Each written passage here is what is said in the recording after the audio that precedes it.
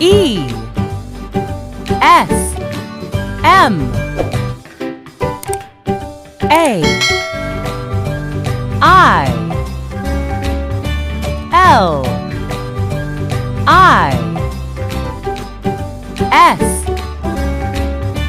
L A M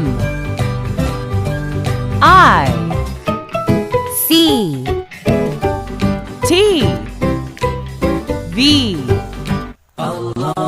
Ismail Islamic TV.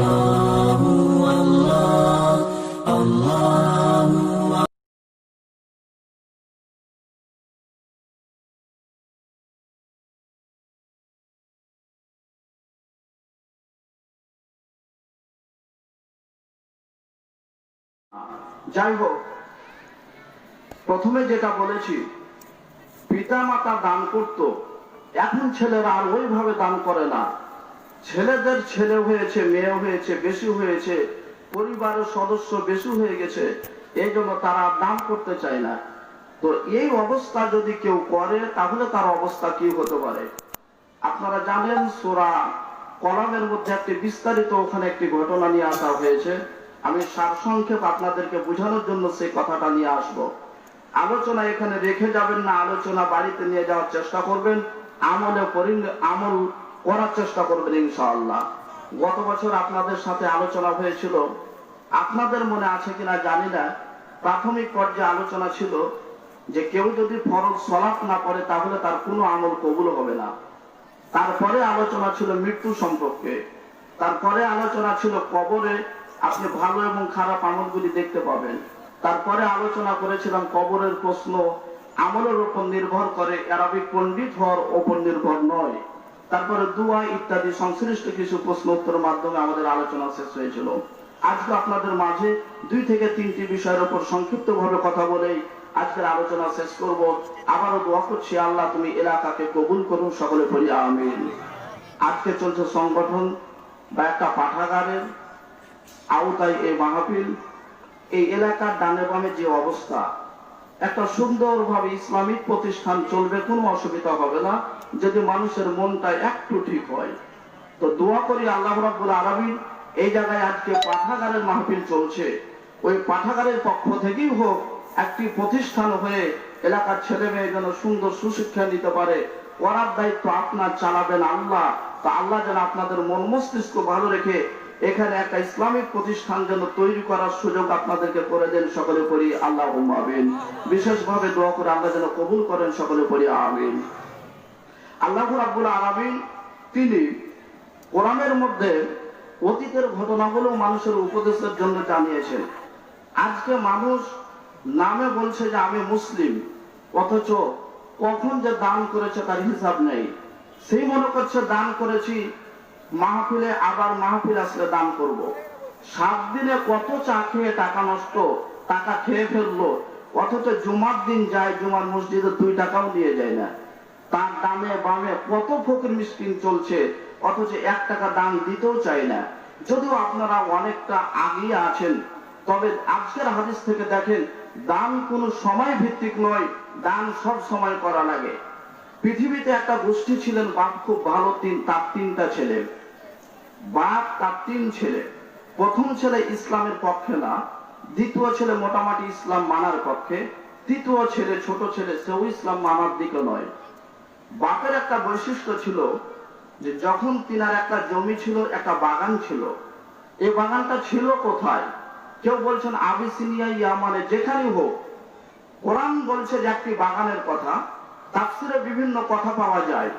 কোরআন বলছে একটি বাগান ছিল, সে বাগানের মালিক তিনি কিছু কাজ করতেন। যখন বাগানে ফল পাড়তেন, ফল পাড়ার সময় তিনি কিছু ফল রেখে দিতেন, অথবা কিছু ফল তিনি ফকির মিসকিনকে তিনি দান করতেন। বাপ যখন মারা গেল, বাপ মারা যাওয়ার পরে 3 ছেলে এক জায়গায় মিটিং এ বসলো। 3 ছেলে ভাবলো, 2 ছেলে বড় এবং ছোট। আব্বা তেমন চালাক মানুষ ছিলেন না, এই জন্য ফল, বাগানের ফল পেড়ে এক অংশ, কিছু অংশ তিনি ফকির মিসকিনকে দিতেন বা বাগানে ফকির মিসকিনের জন্য রেখে দিতেন। এখন আমাদের ছেলে মেয়ে বেশি হয়েছে, পরিবারের সদস্য বেশি হয়েছে, কাজে আমরা এখন আর বাগানের ফল দেব না। আপনার জমিতে ধান আপনার আব্বা দানে বামে অনেক মানুষকে দিত, কিন্তু আপনি এখন খুব দিতে কষ্ট লাগে, আপনি আর দিচ্ছেন না। অবস্থাটা মিলান আপনার সাথে মিলে কিনা, যদি মিলে যায় তাহলে ফিরে আসবেন, না মিললে আলহামদুলিল্লাহ। তো যাই হোক, বাপ মারার পরে 3 ছেলে একসাথে বসে, প্রথম এবং ছোট, বড় এবং ছোট ছেলে একমত। দ্বিতীয় ছেলে বলছেন না, আব্বা যে কাজটা করতেন এই কাজটা ভালোই করতেন, কাজে এক অংশ দান করাই ভালো। তো যেদিকে সংখ্যা বেশি থাকে সেদিকে মত এক পর্যায়ে যেতে হয়। মেজ ছেলে কোনোভাবে তিনি তিনার নীতির ওপর টিকতে পারলেন না, তবে আল্লাহ এটা তার পছন্দ করেননি। তার উচিত ছিল তার নীতির ওপর টিকে থাকা, যে বাপ যেটা করে সেটাই ঠিক আছে, আমি উল্টাবো না। এক পর্যায়ে মেজ ভাইও বললো, ঠিক আছে চলো তাহলে, আমরা আর ফল অন্য কাউকে দেব না।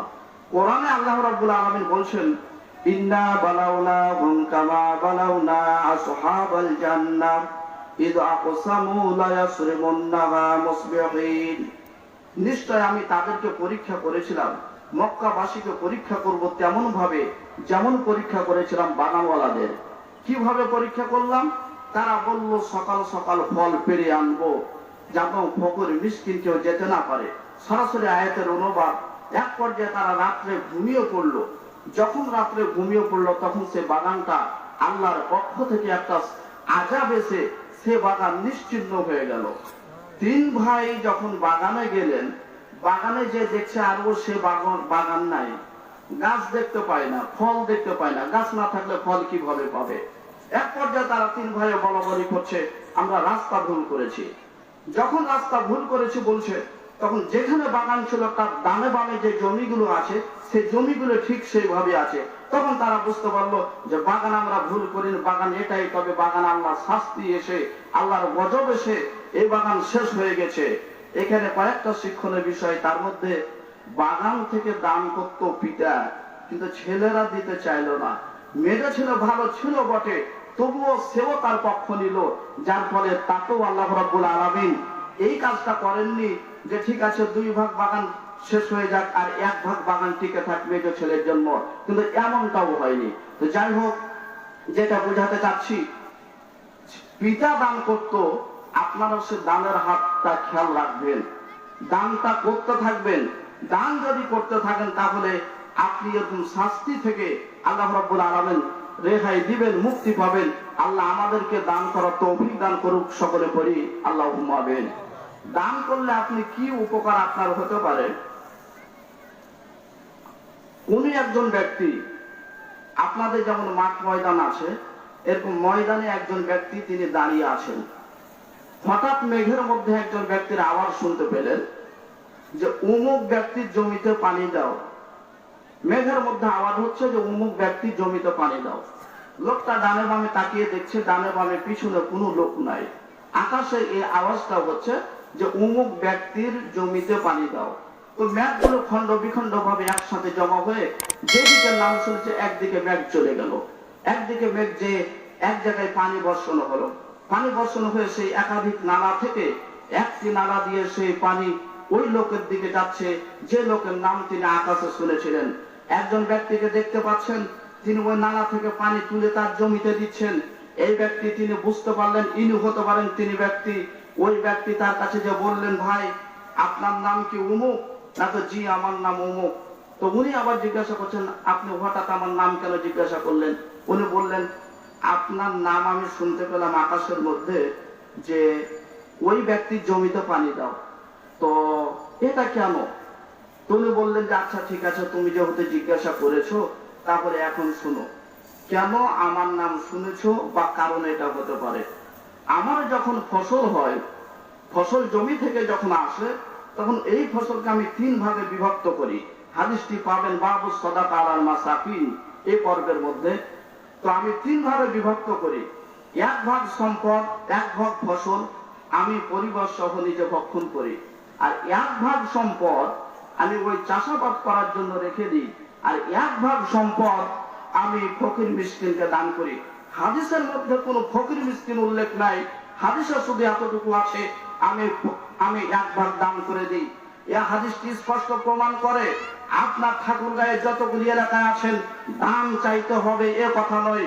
আপনি যদি মুসলিম হন, আপনার যদি টাকা পয়সা বাড়াতে হয়, আপনি যদি মনে করেন আমার স্থবর টিকুক, আমার ফসল পানি বেশি হোক, তাহলে দান চাইতে হবে এমনটা নয়, দান এমনিতেই করা লাগবে। এই ব্যক্তিকে কেউ উপদেশ দেয়নি, নিজেই তিনি দানকে 3 ভাগে বিভক্ত করতেন। 3 ভাগে বিভক্ত করে 1 ভাগ তিনি পরিবার সহ খেতেন, 1 ভাগ তিনি দান করে দিতেন, আর 1 ভাগ তিনি জমি আবাদ করার জন্য রেখে দিতেন। আপনি শিক্ষক মানুষ, শিক্ষকের হারাম বোঝা যায় না, রিক্সা চালকের হারাম বোঝা যায়, ভ্যান চালকের হারাম বোঝা যায়, জমি আবাদ করলে হারাম বোঝা যায়, কিন্তু শিক্ষক যারা তাদের হারাম খুঁজে পাওয়া যায় না। হারাম তাদের যদি বলা যায়, চিন্তা করলে হারাম বোঝা যায়, তো তাছাড়া তাদের হারাম বোঝা যায় না। শিক্ষক ক্লাসে নাই, অনর্গল বেতন খাচ্ছে, তাকে কেউ কোনোদিন বলছে না যে তোমার চাকরির বেতন হারাম, কিন্তু মূলত সেটাও হারামে আছে। ক্লাস করছে না, বেতন দিতে আছে, সরকার তাকে যত বেতন দিচ্ছে চাকরির ওপর দিয়ে চলছে, কোচিং এ ঠিকই আছে, কিন্তু আসল জায়গাতে সে নাই।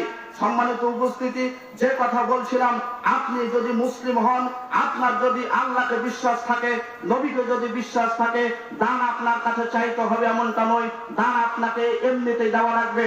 ফসল উঠেছে, আপনি কিছু দান করবেন, আপনাদের দানের একটা জায়গা হলো এই জায়গা যেখানে শিরক বিদআতের বিপক্ষে, শিরক বিদআতকে উৎখাত করার জন্য এত কিছু চেষ্টা করে, এত কিছু শ্রম দিয়ে আপনারা এই কাজগুলি করেছেন। মনে রাখবেন, দান কতটুকু হয়েছে, খাদ্য কতটুকু খেয়েছেন। আল্লাহ নবীকে আল্লাহ রাব্বুল আলামিন তিনি নির্দেশ দিচ্ছেন, ইয়া আইয়ুহান নবী কুল লিআজওয়াজিকা ইন কুনতুন্না তুরিদনাল হায়াতাদ দুনিয়া ওয়া যিনাতাহা। নবী তোমার স্ত্রীদেরকে বলো, তোমরা যদি দুনিয়ার সৌন্দর্য চাও। আজকে মানুষ দান করতে পারবে কিভাবে? স্ত্রীর পিছনে টাকা খরচ, আত্মীয় স্বজনের পিছনে টাকা খরচ, বাড়ির পিছনে টাকা খরচ। মনে রাখেন, জান্নাতে একটা ঘর আছে, ওই বাড়িতে আপনি যে বাড়িতে থাকছেন, এই বাড়িতে থেকে যদি ওই জান্নাতের ঘর না পান, এই বাড়িতে থাকার প্রয়োজন নেই। পৃথিবীতে খাদ্য খাচ্ছেন, জান্নাতের মধ্যে খাবার পাবেন, এই খাবার খেয়ে যদি জান্নাতের খাবার না টিকে, এই খাবার খাবার টিকার কোনো প্রয়োজন নেই। জান্নাতে পোশাক আছে, পৃথিবীতেও পোশাক পরে চলছেন, পৃথিবীর পোশাক পরে যদি জান্নাতের পোশাক না থাকে, এই পোশাক পরার প্রয়োজন নেই। আমতলাতে বসবাস করিয়েন, জামতলাতে বসবাস করিয়েন, বাড়িতে একটা খাট আছে, ছাদের খাট আছে, সুন্দর বিছানা আছে, জান্নাতেও একটা বিছানা আছে, এই বিছানায় শুয়ে যদি ওই বিছানা না টিকে, এই বিছানার প্রয়োজন নেই। আজকে মানুষ যদি ইসলাম মানতে চায়, ধৈর্য 1 নম্বর প্রয়োজন। ডান দিকে হারামের ওপর কাজ চলছে, বামও হারামের ওপর কাজ চলছে, সামনেও হারামের ওপর কাজ চলছে, ইসলামের ওপর টিকে থাকা কঠিন। ইসলামকে মানবে যারা পাঠাগার তৈরি করেছেন, এলাকার মানুষ টাকা দিয়েছেন, শত কথার পরে মাহফিল তৈরি করছেন, আপনাদেরকে ইসলাম মানতে হবে। হিন্দু ইসলাম মেনে দিবে না, ওই ব্যক্তি ইসলাম মেনে দিবে না, বড় বড় ক্ষমতা আছে কলমের, তবে তারা ইসলাম মানবে না। ইসলামী যদি মানবে, তাহলে তার ছেলেদের ছেলে আলাদা, মেয়েদের ছেলে আলাদা, মসজিদে কেন টিকছে না কেউ? তার মানে ইসলামের মানার পক্ষে লোক খুব কম। যারা বসে আছেন, জোরালো দাবি জানাচ্ছি, ইসলামের কথাকে 19-20 করার চেষ্টা করবেন না, আমলে নেওয়ার চেষ্টা করবেন। সম্মানিত মা ও ভগ্নীগণ, গত বিষয়ে গত বছর আলোচনার পর আলোচনা, চিটের পর চিল ছিল, মহিলাদের আলোচনা। মহিলার কথা মতো সংসার চালানো ঠিক নয়, একাধিক হাদিস থেকে প্রমাণিত আছে মহিলার কথায় সংসার চলবে না, তবে মহিলার পরামর্শ নিতে হবে।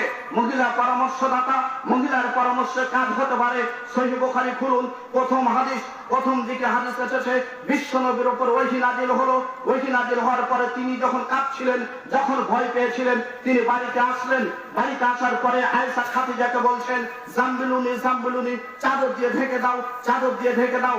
মানুষ যখন ভয় পায়, চাদর দিয়ে ঢাকলে কিছুটা মনে হয় আসার হয়, তাই বিশ্বনবী বলছেন, খাদিজা চাদর দিয়ে ঢেকে দাও, আর খাদিজা চাদর দিয়ে ঢেকে দাও। খাদিজা বললেন, কি হয়েছে, কেন চাদর দিয়ে ঢাকবো? তিনি বললেন, এমন এমন ঘটনা। খাদিজা এবার পরামর্শ দিচ্ছেন, ভয় করার কোনো চিন্তা নেই, কোনো কারণ নেই, আত্মীয় স্বজনের ভালোবাসেন, ও ইয়াতিমকে খেতে দেন, ইত্যাদি ইত্যাদি। 4 থেকে 5টা গুণের কথা এসেছে। স্ত্রীর কথায় স্বামী আনন্দ পাবে, স্ত্রীর পরামর্শে স্বামীর দুর্বলতা কেটে যাবে। আপনি স্ত্রীর কাপড় নিয়ে চঞ্চল, আপনার খাবার নিয়ে ব্যস্ততা, আপনার বাড়ি সাজানো নিয়ে ব্যস্ততা, স্বামীকে কখন পরামর্শ দিবেন সুযোগ নাই। মা ও বোনেরা যারা বক্তব্য শুনতে এসেছেন, আপনার স্বামী কিভাবে দান করতে পারবে, আপনার আপনার ছেলে কিভাবে দান করতে পারবে? বাড়িতে একদিনও দানের আলোচনা আসে না, একদিনও দানের কথা উঠছে না, শুধু বাড়িতে উঠছে বাড়িতে ছাপের খাট বানাতে হবে, বাড়িতে তোষক বানাতে হবে, বাড়িতে আন্না বানাতে হবে। মা ও ভগ্নীগণ যারা বক্তব্য শুনতে এসেছেন, কথা কানে নিয়ে বাড়িতে পৌঁছবেন, আমল করার চেষ্টা করবেন। যে কথা বলতেছিলাম, বিশ্ব নবীকে আল্লাহ বললেন, ইন কুনতুন্না তুরিদনাল হায়াতাদ দুনিয়া, নবী তুমি তোমার স্ত্রীকে বলো তারা যদি দুনিয়ার সৌন্দর্য চাই, দুনিয়ার সৌন্দর্য দিয়ে তাদেরকে সুন্দরভাবে বিদায় দিয়ে দাও। 7 থেকে 8 গুণ বিশিষ্ট আরো ভালো ভালো স্ত্রী দিব, ওদের আর প্রয়োজন নেই। সম্মানিত মা ও ভগ্নীগণ, ইসলামে আপনারা ইসলাম পালন করার জন্য বড় একটা স্থান দখল করে আছেন। কোন স্ত্রীর যদি ইসলাম না মানে, কোন স্ত্রী যদি ইসলামের উপর না টিকে, স্বামীর ইসলাম মানা অনেক কঠিন হয়ে যায়। ইসলাম ছেলের মানার জন্য স্ত্রীর সাথে একাধিক বিষয় জড়িত আছে। এই জন্য স্বামীকে যেমন ইসলাম মানতে হবে, স্ত্রীকে সেই পক্ষে থাকতে হবে। যারা বক্তব্য শুনতে এসেছেন, বাড়িতে যারা বিবাহ করেছেন, স্বামী স্ত্রীর আগেই মীমাংসার মাধ্যমে একটা চূড়ান্ত সিদ্ধান্তে আসুন, ইসলাম মানবো কি মানবো না, আল্লাহর ইবাদত করবো কি করবো না। স্বামী স্ত্রী যদি একমত হতে পারেন, ইসলামের ওপর টিকে থাকবো, দুনিয়ায় খাওয়ার প্রয়োজন নেই, থাকার প্রয়োজন নেই, একটা জায়গা আছে সে জায়গায় আমাদেরকে যাওয়াই লাগবে। স্বামী স্ত্রী যদি একমত হতে পারেন, তাহলে দেখবেন মানা অনেকটা সহজ হবে। আপনার বাড়িতে যদি যে খাটটা রয়েছে সেই খাটটা অনেক দামি, অথচ আপনার দানের দিকে দায়ী কোন হাত থাকছে না। মনে রাখেন, সবসময় আপনাকে দান করা লাগবে। 1 টাকা 2 টাকা 5 টাকা করে হলেও দান করতে থাকতে হবে। বিশ্বনবী এক সময় সকালবেলা কিছু সাহাবীকে নিয়ে বসে আছেন, মেশকাত তিনি কেতাবুল ইলমের মধ্যে হাদিসটি নিয়ে এসেছে। আল্লাহর নবী তিনি না খাওয়া ব্যক্তিকে দেখতে পারতেন না। তিনি হলেন এলাকার নেতা, তিনি হলেন বিশ্বের নেতা, তিনি হলেন সর্বশ্রেষ্ঠ নেতা। তিনি না খাওয়া মানুষকে দেখে টিকতে পারতেন না। আজকে মানুষেরা যারা না খাওয়া মানুষকে দেখে তারপরেও টিকে থাকে, তারা খায় পেট পূর্ণ করে। এই হাদিস, এই কথা, এই পরিচয় মুসলমানের নয়। যে হাদিসে বলা হয়েছে মুসলমান তরকারি ঝোল বেশি করবে, কেন বেশি করার কথা হয়েছে, তার মানে ডান বামে খেয়াল করবে। আজকে যেদিন ছেলেটা ছিল, বিবাহ যেদিন হয়নি, সেদিন আত্মীয় স্বজনের সাথে মিল ছিল, সেদিন তার পাড়া প্রতিবেশীর সাথে মিল ছিল। বিবাহ যেমন হয়েছে, কি যে হলো, কেন হলো, কিভাবে হচ্ছে কিছু বোঝা যাচ্ছে না। বোনের সাথে মিল নেই, ছেলের সাথে মিল নেই, আত্মীয় স্বজনের সাথে মিল নেই। হাদিস খুললে দেখতে পাবেন রিজিক বৃদ্ধি হওয়ার একটি কারণ, তার মধ্যে অন্যতম কারণ আছে আত্মীয়তার সম্পর্ক ঠিক রাখা। যারা যে যত ঠিক রাখতে পারবে তাদের রিজিক আল্লাহ তত বেশি করে দিবেন। যাই হোক, যে কথাটা বলতে চাচ্ছিলাম, মা ও ভগ্নীগণ যারা বক্তব্য শুনতে এসেছেন, আলমারিতে 6টা কাপড় কেন, আলমারিতে 9টা কাপড় কেন, আলমারিতে 20টা কাপড় কেন, বাড়ি এতগুলো সাজসজ্জ হলো। আপনি মনে রাখেন, বাড়িতে যদি সরাত না চলে, ওই বাড়ি কোটিপতির হলো লাভ নেই। আপনার বাড়িতে যদি আল্লাহর ইবাদত না চলে, আল্লাহর কাছে ওই বাড়ির 2 পয়সার দাম নই। যে আপনি খেয়ালের বাড়িতে আছেন, সলাৎ যদি ঠিক থাকে, আল্লাহর ইবাদত যদি ঠিক থাকে, সেটাই আপনার জন্য ভালো। সম্মানিত মা ও ভগ্নীগণ, ডানে খুব ভালো খাচ্ছে, বামে খুব ভালো খাচ্ছে, পিছনে খুব ভালো খাচ্ছে, খাবার দেখার জন্য যেন না। আপনি দেখেন আপনার ইসলাম মান্য করা হচ্ছে কিনা। আপনি কেন ওর কথায় গেছেন, বলছেন একটা বড় মানুষ যদি আসে বাড়িতে লজ্জা দিবে, বাড়িতে একটা টেবিল নাই, বাড়িতে একটা শোকেস নাই, কার লজ্জা পেতে গেছেন? ওই লোকটাকে কোন মূল্যায়ন দেয় না আল্লাহ, আপনি কেন এত মূল্যায়ন দিলেন? লোকটা তো হলো ডিসি, লোকটা তো হলো হাই স্কুল মাস্টার, লোকটা হলো হেডমাস্টার, 1 অর্থ সালাত আদায় করে না, তার আকাশে তার 1 ইঞ্চি পরিমাণ দাম নেই, শূন্য পরিমাণ দাম নেই। আল্লাহ কোনো দাম দেন না, আর তার লজ্জা করে আপনি কেন সুকেশ কিনতে যাচ্ছেন? ওই সুকেশ কেনার প্রয়োজন নেই। আপনার বাড়িতে চেষ্টা করেন আল্লাহর ইবাদত কিভাবে বেশি হবে। কেন সুকেশ কিনা নিয়ে এত তাড়াতাড়ি শুরু হলো, খাট কিনা নিয়ে প্রতিযোগিতা শুরু হলো? কেতাবুল ইলম হাদিস খুঁজলে পাবেন, বিশ্বনবী বলছেন 2টা জিনিস ছাড়া পৃথিবীতে কোনো জিনিসের প্রতিযোগিতা চলবে না। 1 নম্বর হলো বিদ্যা, 2 নম্বর হলো দান। ওই ব্যক্তি 1 টাকা দান করেছে, আমি 2 টাকা দান করব। ওই 5 টাকা দান করেছে, আমি 10 টাকা দান করব।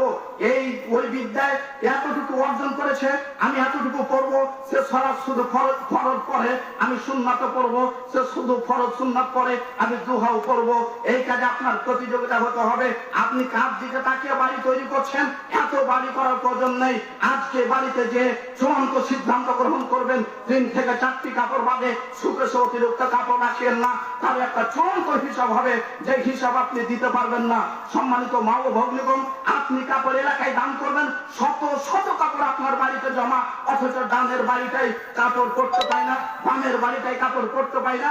আপনি এই উদাহরণ পেশ করিয়েন না, সামনে বাড়িতে 90 খান করে কাপড় রাখে, এই কথা পেশ করিয়েন না। এটা মুসলমানের নীতি নয়। যে কথা বলছিলাম, বিশ্বনবী তিনি সাহাবীদেরকে নিয়ে তিনি কথা বলছেন, সাহাবীদের সাথে তিনি কথা বলছেন।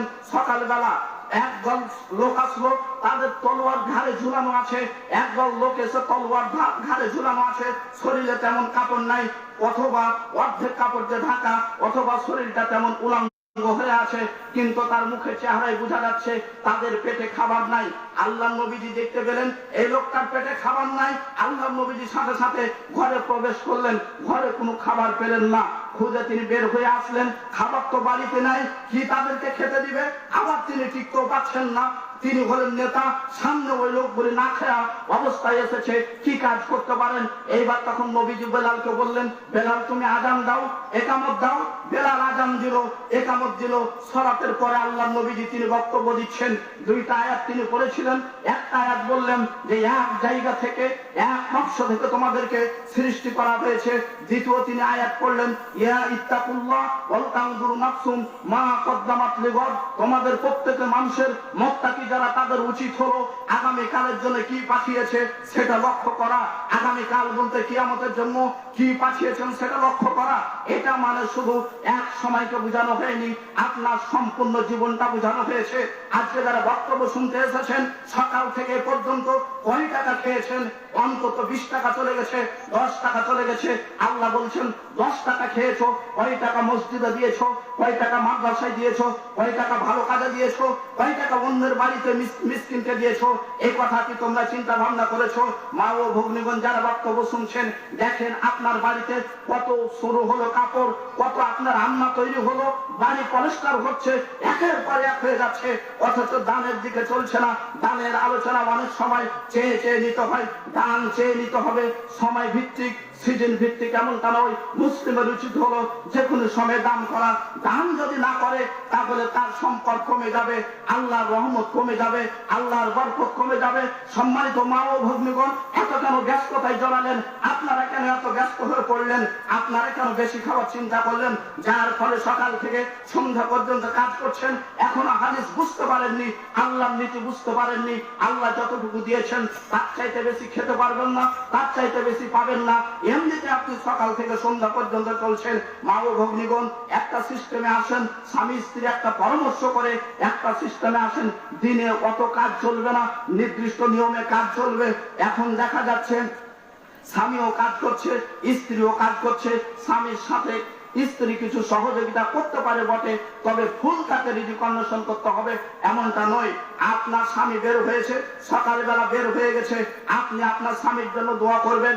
আল্লাহ ফরজ সালাত বাদে আরো কিছু সালাত দিয়েছেন, যে সালাতগুলি মানুষের উপকারের জন্য দিয়েছেন। তার মধ্যে দিয়েছেন সালাতুত তাওবা, সালাতুল হাজাত, সালাতুল হাজাত এবং চাষের সালাত বা সালাতুদ দোহা। এই সালাতগুলি মানুষ পড়তে পারে না, অথবা অনেক সময় জানে না। এই 3টা সালাত সম্পর্কে আপনাদেরকে কিছু আলোচনা করি, আপনারা অবশ্যই পালন করার চেষ্টা করবেন। আল্লাহ নবী সাল্লাল্লাহু আলাইহি সাল্লাম তিনি বলছেন, এমনিতেই মানুষ তওবা করবে, আল্লাহর কাছে এমনিতেই তওবা করবে, তারপরে যদি কোনো পাপ হয় তাহলে 2 রাকাত সালাত আদায় করে খাস ভাবে আল্লাহর কাছে দোয়া করবে ওই পাপের জন্য। এটাকে বলা হয় সালাতুত তাওবা। তবে এই সালাত থেকে মানুষ অনেক দূরে। সালাত দিয়েই যে সবকিছু করতে হবে এই চিন্তা মানুষের মাথায় নেই। আপনার যে কোনো কাজের সমাধান সালাতের উপর দিয়েই করা লাগবে। আপনি হাদিস কোরআন খুঁজতে গেলে দেখবেন যত সমস্যার সমাধান সবকিছু সালাতের উপর দিয়েই করা আছে। সালাত দিয়েই পার হয়ে আপনাকে সামনে আগাতে হবে। যদিও মানুষ বিভিন্ন সময় বিভিন্ন ভাবে সমস্যার সমাধান নিতে চায়, তবে মানুষ মানুষের কাছে যতটা সমাধান নিতে চায় তার চাইতে আল্লাহ রাব্বুল আলামিনের কাছে যদি একবার বলে তাহলে তার চাইতে আল্লাহ বেশি সুন্দর ভাবে তিনি সমাধান দিবেন। সালাতুত দোহা, সালাতুত তাওবা পাঠ করার পরে বিশেষভাবে আল্লাহর কাছে যেটা ক্ষমা চাই, সালাতুত দোহা, এই সালাত আমরা আদায় করি না। অনেকেই আদায় করি না, করা উচিত। সলাতুল দুহা কাকে বলা হয়, কখন আদায় করে? মোটামুটি সূর্য যখন আলোকিত হয় তারপর থেকে নিয়ে ওই দ্বিপ্রহরের আগ পর্যন্ত 11টা সাড়ে 11টা পর্যন্ত এই সলাতটা পড়ানো হয়। তো যাই হোক, এই সলাতটার বিষয়ে আল্লাহ নবী বলছেন যে তোমাদের প্রত্যেকের উচিত, মানুষের শরীরের মধ্যে 360টি জোড় আছে, মানুষের শরীরে 360টি জোড় আছে, আর প্রত্যেকটা জোড়ের জন্য প্রতিদিন সকালে একটা করে সাদকা করা উচিত। আপনাদের যেমন ভয়, কে এমন আছে যে 360টা সাদকা করতে পারবে, ছাগলি হোক, গরু হোক, ইত্যাদি ইত্যাদি, প্রতিদিন সকালে 360টা জোড়ের বিনিময়ে 360টা সাদকা করতে পারবে? এই প্রশ্নটা আপনাদের আগে সাহাবীরাই করেছিলেন। আল্লাহ নবীজি তখন বললেন যে এই 360টা সাদকা পরিপূরক হলো 2 রাকাত সালাতুদ দুহা। এখানে যারা বসে আছেন, কোন ব্যক্তি অস্বীকার করতে পারবে না যে ব্যক্তি বলবে যে আমার শরীরে 360টি জোড় নেই। মেডিকেল সায়েন্সের বিষয়টা ভিন্ন, যে তারা যদি বলে 360-এর কম আছে বা বেশি আছে, তাদের তদন্ত তাদের কাছে। তবে কোরআন সহিহ সুন্নাহ প্রমাণ করছে 360টি জোড়ের কথা। তো এই যে 360টি জোড়ের বিনিময়ে 2 রাকাত সালাতকে সাদকার সমতুল্য করা হলো, কয়জন মানুষ সকালে সালাতটা আদায় করে? ব্যস্ততাই মরে না। মানুষ এত ব্যস্ত হয়ে পড়েছে, ফরজ সালাতেরও সময় পায় না, অথচ প্রত্যেকটা মানুষের উচিত এই সালাতকে আদায় করা। যারা এসেছেন অবশ্যই এটা আমলে নেওয়ার চেষ্টা করবেন, আমল করার চেষ্টা করবেন। তারপরে আমি বলছিলাম সালাতুল হাজত, প্রয়োজন পূরণের সালাত। প্রত্যেকটা মানুষের প্রয়োজন আছে। এখানে যদি একজনকে দাঁড় করিয়ে বলা হয় যে আপনার কি কি প্রয়োজন, কত প্রয়োজনের কথা বলবেন, একটার পর একটা, একটার পর একটা, একটার পর একটা প্রয়োজনের কথা বলতেই থাকবেন, বলতেই থাকবেন। অথচ প্রয়োজন কিভাবে পূরণ করছেন? আপনি প্রয়োজন পূরণ করতে চাচ্ছেন বিভিন্ন পদ্ধতিতে, সালাতের মাধ্যমে নয়। অথচ ওখানে এমন একটি দোয়া আল্লাহ তাআলা দিলেন যে দোয়াটাও আপনাদের জানা। আল্লাহ রাসূল সাল্লাল্লাহু আলাইহি সাল্লাম বলছেন, সালাতুদ দুহা যারা সালাতুল হাজত যারা আদায় করবে, কি প্রয়োজনের জন্য আপনি সালাতটি পড়ছেন, আপনার প্রয়োজনের যেমন সময় নেই, কখন কোন প্রয়োজন হবে, এই জন্য সালাতুদ দুহার কোন নির্দিষ্ট সময় দেওয়া হয়নি। নিষেধাজ্ঞা সময়গুলো ব্যতীত যে কোনো সময় আপনি এই সালাতটা পড়তে পারবেন। আপনার কি কি প্রয়োজন, সেই প্রয়োজনগুলি আপনি অন্তরে দিবেন। অন্তর নিয়ে তাশাহুদের পরে, দুরুদের পরে আপনি রব্বানা আতিনা ফিদ দুনিয়া হাসানা ওয়া ফিল আখিরাতি হাসানা ওয়া কিনা আযাবান নার, এই দোয়াটি আপনি করতে থাকবেন। অথচ দেখেন কত মানুষ বলছে যে আমার মেয়ের বিয়ে দিতে পারছি না, আমার ছেলে দাখিল আলমে যেন পাস করে, আমার বাড়িতে যেন ভালো খাদ্যের ব্যবস্থা হয়, বাড়িটা যেন ঠিকভাবে চলে। কত কিসের আপনার প্রয়োজন আছে, অথচ প্রয়োজন পূরণ করছেন অন্য সিস্টেমে, যেটা পূরণও হচ্ছে না। অথচ সালাতুল হাজাতে কেউ যাচ্ছেন না। দাবি রাখবো, আবেদন করব, অবশ্যই সালাতুল হাজত, এই বিষয় সালাতুল হাজত, এই সালাতটি আদায় করার চেষ্টা করবেন, সকলে চেষ্টা করবেন। আল্লাহ কবুল করুন, সকলে পড়ি আল্লাহুম্মা আমিন। সম্মানিত উপস্থিতি, আসলে আমরা পৃথিবীকে সামনে রেখে চলছি। পৃথিবীকে সামনে রেখে পৃথিবীতে চলতে হবে, তবে পৃথিবী করতে যেন আখিরাত হারিয়ে না যায়। আল্লাহ নবী সাল্লাল্লাহু আলাইহি সাল্লাম যখন তিনি মসজিদ নববী নির্মাণ করার পরে, রাসূল সাল্লাল্লাহু আলাইহি সাল্লাম যখন তিনি খন্দক পরীক্ষা খনন করছিলেন, আপনাদের জানা ঘটনা, আনসার মুহাজির তারা সকলে সেখানে উপস্থিত ছিলেন।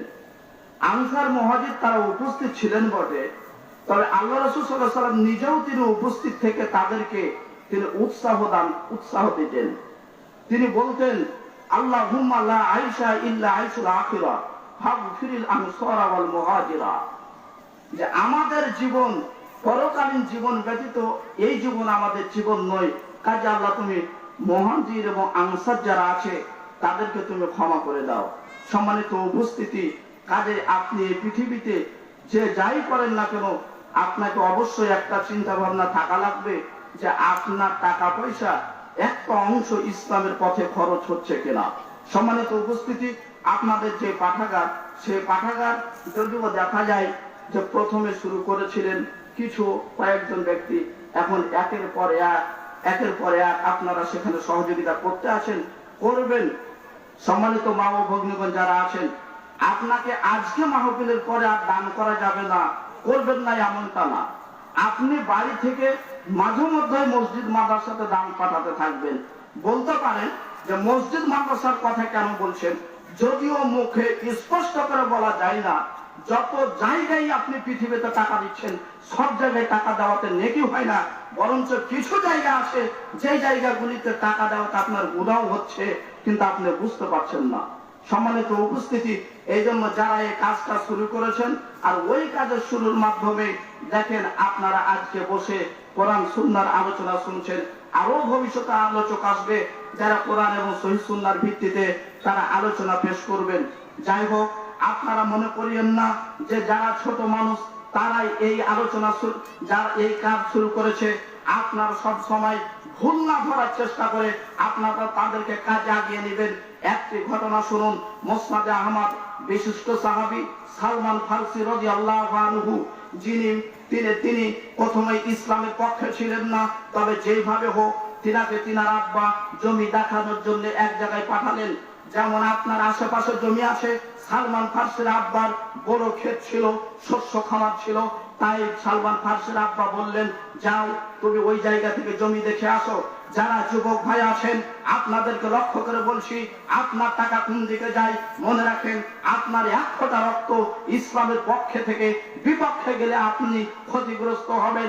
আপনার সব সময়টা ইসলামের পক্ষে লাগানোর কাজ করার চেষ্টা করবেন। সালমান ফারসি আপনার মতনই যুবক মানুষ, তার চলন গতি কেমন, তিনি কত কষ্ট করেছেন। ইসলাম পালন করতে গেলে কষ্ট হবে, ইসলাম পালন করবেন, আনন্দ করে ঘুরবেন, এ কথা ঠিক নয়। আপনি ইসলাম পালন করলে কত কষ্ট হবে, কত অপমান হবে, তার শেষ নেই। যারা সিদ্ধান্তে গেছেন অপমান হতে চাই না, মানুষের কাছে ছোট হতে চাই না, তো এই কথাগুলি বলবো না। আল্লাহ নবী বলেন, ফালিয়াকুল খায়রান আও লিয়াসমুত, শক্তি থাকলে ভালো কথা বলো, নচেত চুপ থাকো। ভালো কথা বললেও যেমন নেকি হয়, চুপ থাকলেও তেমন নেকি হয়। পারলে ভালো কথা বলবেন, নইলে চুপ থাকবেন। আজে বাজে সিদ্ধান্তে যাওয়ার সুযোগ নেই। এখানে একটি পাঠাগার হয়েছে, কোন সময় কোনো ভাবে খারাপ মন্তব্য আমার চেষ্টা করবেন না। যদি হয় ভুল হয় তাহলে ভুল ধরিয়ে দিবেন, আপনারা কার সামনে আগাবেন। এখানে এসেছি সারা জীবন আসবে কথা নয়, সারা জীবন এখানে আসবে কথা নয়, এখানে কে বেঁচে থাকবে তাও নাই। তবে দেখেন এর মাধ্যমে একটা প্রতিষ্ঠান তৈরি হলে এখানে ইসলামের আলো তৈরি হবে। আল্লাহ নবী বলছেন, আল্লাহ তাআলা এই কথাটাই বলছেন, তোমাদের মধ্য থেকে এক শ্রেণীর মানুষ বের হয়ে যায় না কেন, যারা ইসলামের কথা শিখেছে এলাকাকে আলো করবে। যেটা আপনারা স্পষ্ট প্রমাণ পেয়েছেন, যে ছেলেগুলি এখান থেকে পড়ার সময় গিয়েছিল এলাকা ছেড়ে বাইরে, তারা আজকে কাজ করছে। এটা বলে আপনাদের গৌরবের বিষয়। টাকা তো দিচ্ছিলেন ডানে, টাকা ফেলছিলেন বামে, আজকে টাকা ভালো জায়গায় যাওয়ার কথা এসেছে। যুবক ভাই, যে হিসাবে আপনাদেরকে নিয়ে গেছিলাম, যে মা ও বোনেরা যে হিসাবে আপনাদেরকে নিয়ে গেছিলাম, আপনাদের মতনই তরুণেরা ইসলামের পক্ষে কথা বলেছে। তরুণ যতক্ষণ পর্যন্ত ইসলামের পক্ষে কথা না বলে, ইসলামের শক্তি হওয়া তত নরম হয়ে যায়। যখনই তারা পক্ষে আসে তখনই দেখা যায় সহজ হয়ে যায়। সালমান ফারসি কত কষ্ট করলেন, আপনার কষ্টের সাথে তার কষ্ট মিলিয়ে দেখেন। সালমান ফারসিকে আব্বা বললেন, বেটা যাও তুমি মাঠ দেখে আসো, মাঠের অবস্থা কি হয়ে আছে, ফসল তুমি দেখে আসো। সালমান ফারসি বের হয়ে গেলেন, মাঠের মধ্যে দেখতে পেলেন, রাস্তার মধ্যে দেখতে পেলেন কিছু সংখ্যক মানুষ আল্লাহর ইবাদত করছে। তিনি বুঝতে পারলেন যে এই পূজা করছি, এই পূজা ঠিক নয়, এই ইবাদতই ঠিক হতে পারে। তিনি সন্ধ্যা পর্যন্ত দেখলেন। সালমান ফারসি তিনি সন্ধ্যাবেলা বাড়িতে ফিরে গেলেন, আব্বার সাথে দেখা হলো। আব্বা জিজ্ঞাসা করছেন, তুমি কোথায় ছিলে, ফসলের অবস্থা কি? সালমান ফারসি উত্তর দিলেন, ফসল আমি দেখতে পাইনি, আমি এই ইবাদত দেখে এসেছি, অবস্থা দেখে এসেছি। এই কথা বলা মাত্রই আব্বা বুঝতে পেরেছে সালমান ফারসি এই দিনে থাকবে না, এই ধর্মে থাকবে না। তাই আব্বা বলল, তুমি ওই ধর্মটা ঠিক নয়, এ কথাই তুমি মানো। সালমান ফারসি বলছেন, আব্বা বলেন কি, আমি তো বুঝতে পারি, আমার তো বুঝার জ্ঞান আছে, যে ইবাদত দেখেছি সে ইবাদতই ঠিক আছে, এই ইবাদত ঠিক নয়, এটা ঠিক নয়, ইবাদত ওটা ঠিক আছে, আমরা যেই পূজা করি এই পূজা ঠিক নয়। আব্বা বললেন, না ওটা ঠিক নয়। বাপের কথা যখন উপেক্ষা করছে তখন সালমান ফারসিকে পা সহ বেঁধে রাখা হলো এবং বলা হলো ঘরের মধ্যে সে অবস্থান করবে, বাইরে যেতে পারবে না। সালমান ফার্সি যেভাবে হোক মন চলে গেছে, আপনিও যুবক মানুষ, আপনার কষ্ট হবেই বটে, ইসলাম মানতে গেলে কষ্ট হবেই বটে, ইসলাম মানবেন কষ্ট হবে না এমন কথা নয়। খাওয়াতে কষ্ট হবে, পরনে কষ্ট হবে, চলনে কষ্ট হবে, অপমান পেয়ে কষ্ট পাবেন, সব কষ্ট স্বীকার করতে হবে। মা ও বোনেরা, আপনাদেরকে লক্ষ্য করে এই কথা বেশি বলছি, আপনারা যেভাবে চলছেন, যেভাবে খাচ্ছেন, এভাবে ইসলামের নীতি তো নয়, এভাবে ইসলামে চলাফেরা নয়। এত সাজসজ্জার মধ্যে আয়েশা চলেনি, খাদিজা চলেনি, আরো স্ত্রীরা যারা ছিলেন তারাও এভাবে চলেনি, সাহাবীদের স্ত্রীরা চলেনি। আমি প্রথমে যে কথাটা বলছিলাম যে এত কাপড় আপনার কেন হলো, আপনার চলন সাহাবীদের চলন, সাহাবীদের স্ত্রীদের চলনের সাথে মিলান, আয়েশার সাথে মিলান, খাদিজার সাথে মিলান। আজকে বক্তব্য দেওয়া যাওয়ার পরে আপনার কথা আমার কথার সাথে যদি মিলে যায়, খাদিজার এত কাপড় ছিল না, আয়েশার এত কাপড় ছিল না, তবুও তারা ইসলাম থেকে বিচ্ছিন্ন হয়নি। আপনি কেন ইসলাম মানতে চাচ্ছেন না? এত কাপড় বাড়িতে জমা হওয়ার পরও আছে, তবুও আপনি ইসলাম কেন মানতে চান না? ইসলাম মানলে কষ্ট হবে, আপনি অত বেশি খেতে চান না কেন? বাড়িতে এত খাবার তৈরি হলো, সকালে বেলা যখন খাবার হচ্ছে, বিকালেও খাবার হচ্ছে, দুপুরেও খাবার হচ্ছে, লুডুস হচ্ছে, এটা হচ্ছে, একের পর এক খাবার হচ্ছে। আপনি হিসাব করে খাওয়ার চেষ্টা করবেন। আপনি যদি হিসাব না করেন, আপনার স্বামী 10,000 টাকা কেন 10 লক্ষ টাকা যদি মাসে ইনকাম করে, তবুও কন্ট্রোল দিতে পারবে না। আপনাকে হিসাব করে চলা রাখবে। স্বামী খাটার পরে খাচ্ছে, খাটার পরে খাচ্ছে, তারপরে দেখা যাচ্ছে বাড়িতে অভাব ছুটে না। এইভাবে যদি চলতে থাকেন, বাড়িতে কোনোভাবেই অভাব যাবে না, অভাব থেকেই যাবে। অল্পতে সন্তুষ্ট হন, হিসাব নিকাশ করে চলার চেষ্টা করেন, দেখবেন যে আপনার বাড়িতে বরকত নেমে আসবে। যাই হোক, যে কথা বলছিলাম, সালমান ফার্সি তিনাকে বেঁধে রাখা হলো। সালমান ফার্সি তিনি যেভাবে হোক তিনি ভাবলেন যদি মদিনা থেকে, সিরিয়া থেকে কোনো কাফেলা আসে, আমাকে যেন সংবাদ দেওয়া হয়।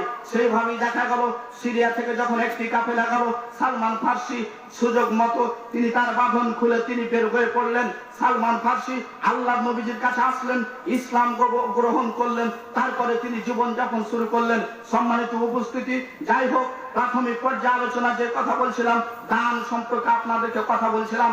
দান, বাপ দান করতো, বেটা দান করে না, যার জন্য তার ফসল নষ্ট হলো। আপনি আপনার ফসল কিভাবে টিকাবেন? আপনার ফসল টিকাতে হলে দান করে টিকাতে হবে। দেখা গেল দান করার কারণে আকাশে তার আওয়াজ শুনতে পাওয়া গেল, অথচ আপনার টাকা দানে বামে চলে যাচ্ছে, দানের দিকে আপনি আসছেন না। কখন আপনি দান করবেন? আপনার যদি মন চায় এই পাঠাগারে দান করবো না, এই মাহফিলে দান করবো না, এই পাশের মসজিদে দান করবো না, ইন্ডিয়াতে দান করে আসেন, পাকিস্তানে দান করে আসেন, তবে দান আপনাকে করা লাগবে। আপনি তো মুসলিম, এত কেন মনে রাগ হয়েছে? একটার পরে একটা যখন শক্তভাবে ছিল, আত্মীয় স্বজন ভালোই ছিল, আজকে বোনের সাথে সম্পর্ক রাখছেন না, ভাইয়ের সাথে সম্পর্ক রাখছেন না, কেন যেন পর পর হয়ে গেল, কোনোভাবে আপনি রাখছেন না। সম্মানিত উপস্থিতি, আমাদেরকে সম্পর্কগুলি রেখেই চলতে হবে, নচেত আমাদের পরিস্থিতি খারাপ হবে। যাই হোক, যে কথা বলতে চাচ্ছিলাম, যেটা বলছিলাম, ইসলাম মানতে গেলে আপনাদের কিছু কষ্ট আসবে, কষ্টটা মান্য করাই লাগবে। সম্মানিত উপস্থিতি, যারা যুবক ভাই আছেন, টাকা কত খরচ করছেন আপনারাই ভালো জানেন।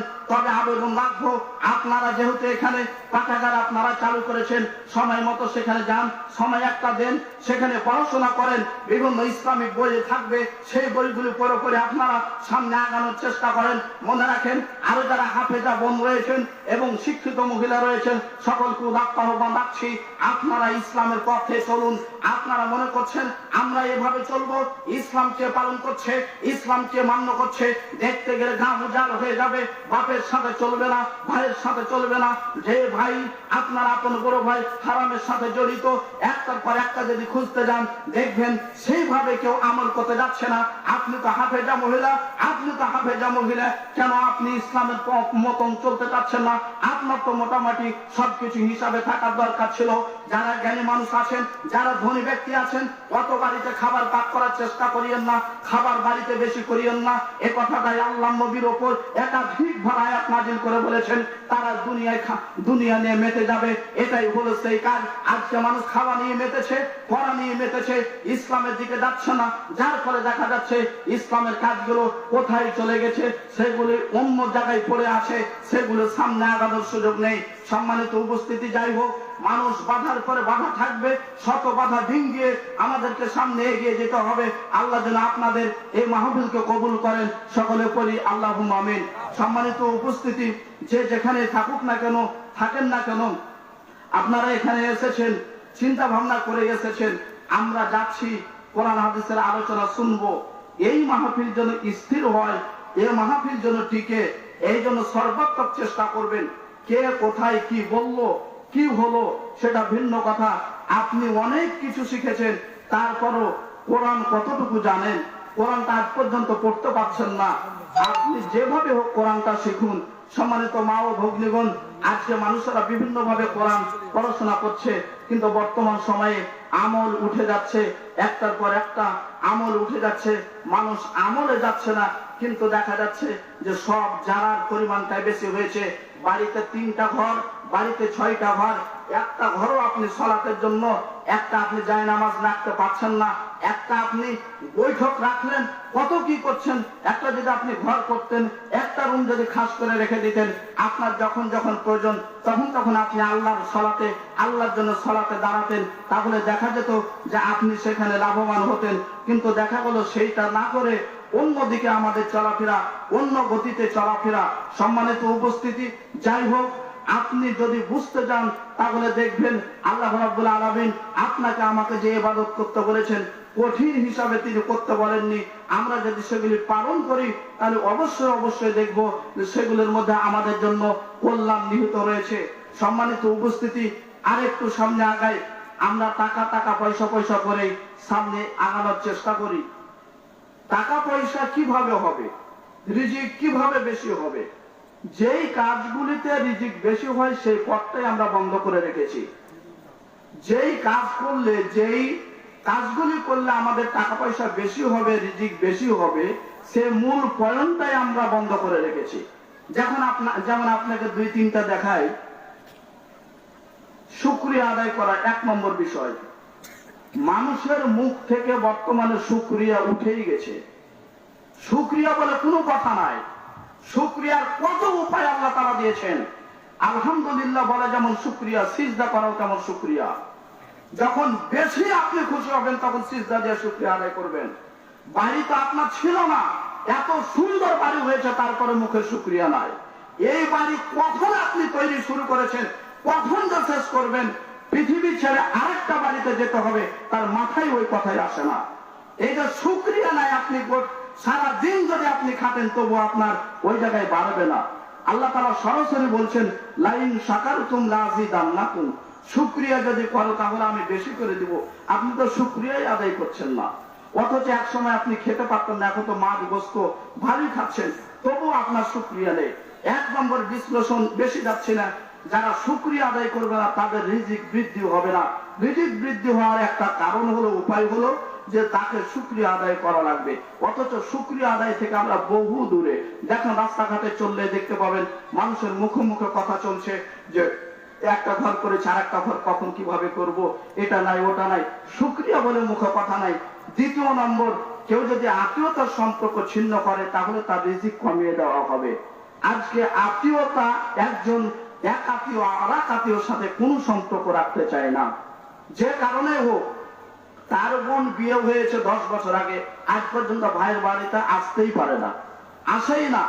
কেন আসে না সেটা ভিন্ন কথা, আপনারাই ভালো জানেন। আপনারা এই লাইনগুলিকে বন্ধ করে রেখেছেন। আর বেশি রাত দিন 24 ঘন্টা খেটে আপনি টাকা পয়সা বেশি করবেন, হিসাবে ভুল হয়েছে।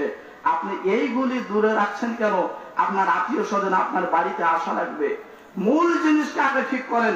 মূল ঠিক নাই, আপনি সারা দিন রাস্তায় আপনি চলাফেরা করলেও রিজিক আপনি বেশি করতে পারবেন না। সম্মানিত উপস্থিতি, আপনার বোন যেমন বিয়ে হলো আর আপনি একটা বউ নিয়ে আসলেন, আর আপনি কারো টাকা পয়সা সহ্য করতে পারছেন না। আল্লাহ কি এমনিতেই দিয়েছে যে ছেলের ভাগ 2 আর মেয়ের ভাগ 1? কেন এইভাবে ভাগ করেছে? তোমার বোন যদি একবারও না আসবে তো হাঁপাহাঁপে সম্পদ দিবে। তো তুমি তো 2 ভাগ নিয়েছো, এমনকি তুমি তো সব সম্পদ নিয়ে ফেলেছো, অথচ বোন একদিনও বাড়িতে আসতে পারে না। সম্মানিত উপস্থিতি, সাথে আরেকটা বিষয় বলি, আজকে মানুষেরা ফরজ বিষয় বুঝছে না, ফরজ বিষয় পালনে যাচ্ছে না। যেটা বলছিলাম, আত্মীয় স্বজনকে বাড়িতে ডাকবেন, আত্মীয় স্বজনকে খাওয়াবেন, বোনেরাকে ডাকবেন, ভাইয়েরাকে ডাকবেন। ভাই তো একসাথে খাবার ছিল, এখন 10 মাস থেকে 10 বছর থেকে এক প্লেটে খাবার নাই, অথচ আপনি ঠিকই খাচ্ছেন। আপনার ভাইকে নিয়ে একদিন খাবেন, আপনার বোনেরাকে একদিন ডাকবেন, তবে সবকিছু কন্ট্রোল করে ইসলাম মোতাবেক একটা ইসলামের নীতিতে যান। আলোচনা আজকে হেরফের হয়ে গেছে। ইসলাম মানতে গেলে আপনার একটা টাইম আছে, অন্য টাইম ভাবে আপনি চলতে পারবেন না, নির্দিষ্ট টাইমের উপর দিয়ে আপনাকে চলা লাগবে। কথাগুলি শুনে মনে রাখার চেষ্টা করবেন। ফজর হয়েছে, ফজর আজান হয়েছে, মুসলমান শুয়ে থাকবে না, হিন্দু শুয়ে থাকতে পারে, খ্রিস্টান শুয়ে থাকবে, ইহুদি শুয়ে থাকবে, নাস্তিক শুয়ে থাকবে। ফজর আজান হয়েছে, জরুরি প্রয়োজন ছাড়া কেউ শুয়ে থাকতে পারবে না। সকল মুসলমান নরনারী বাড়িতে জেগে থাকবে, ফজরের সালাত আদায় করবে।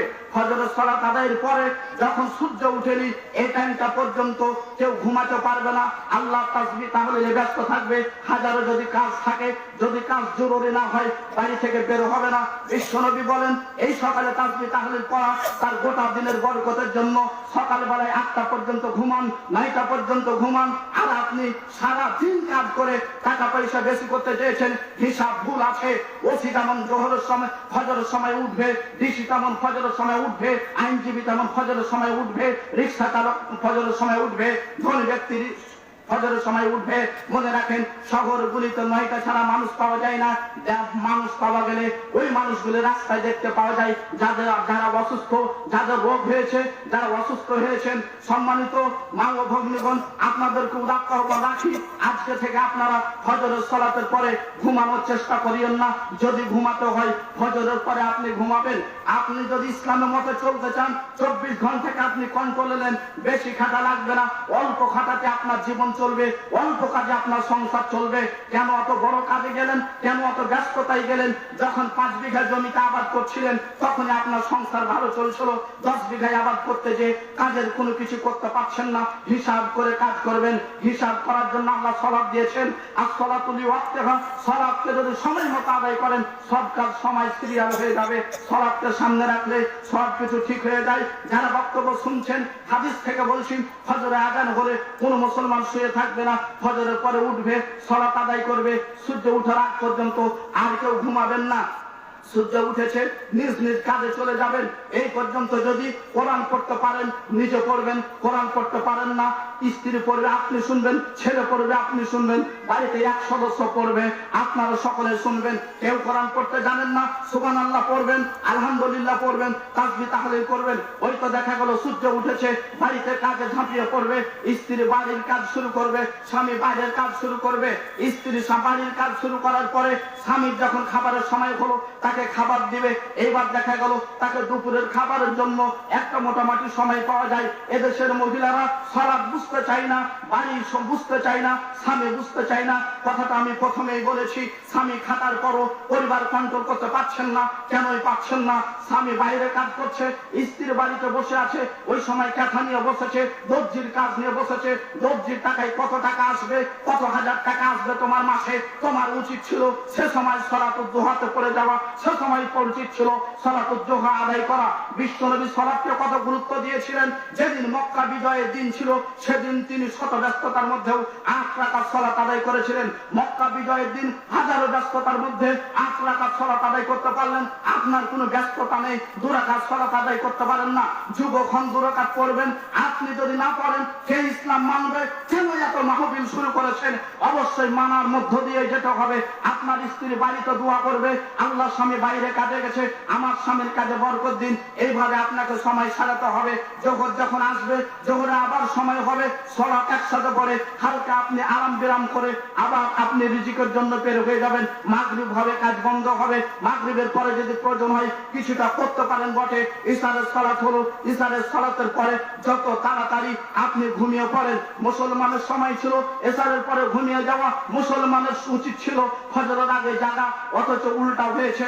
এখন বর্তমান সময়ে মানুষ ভুলের দিকে এগোনো যাচ্ছে। গ্রামকে গ্রাম নাস্তিকতার ছলে চলছে, গ্রামকে গ্রাম মানুষ দেখা যাচ্ছে ইসলামের বিপক্ষে চলছে। কোরআনের কথা শুনতে চায় না, কোরআনের কথা বুঝতে চায় না। কোরআনকে বুঝাবে, কোরআনকে শোনাবে, হাতে তো কলম নাই, যেখানে কলম আছে কলম তো সাইন হবে না। কিভাবে কোরআনের কথা চলবে? মনে রাখেন, কোরআন সত্য জিনিস, এই সত্য ভাবে এসেছে। যদি পড়েন পড়বেন, নচেত তার জায়গাতে চলে যাবে, শাস্তি অবধারিত। সকল যুবকের প্রতি উদাত্ত আহ্বান রাখছি, আপনি ইসলামের পথে আসেন। পাঠাগার আপনাদের এলাকায় হয়েছে, শুধু পাঠাগারে সীমাবদ্ধ না রেখে এখানে ইসলামী প্রতিষ্ঠান করে যেন ইসলামী স্কলাররা এসে বসে কিছু করতে পারে, সেই সিদ্ধান্ত নেবেন।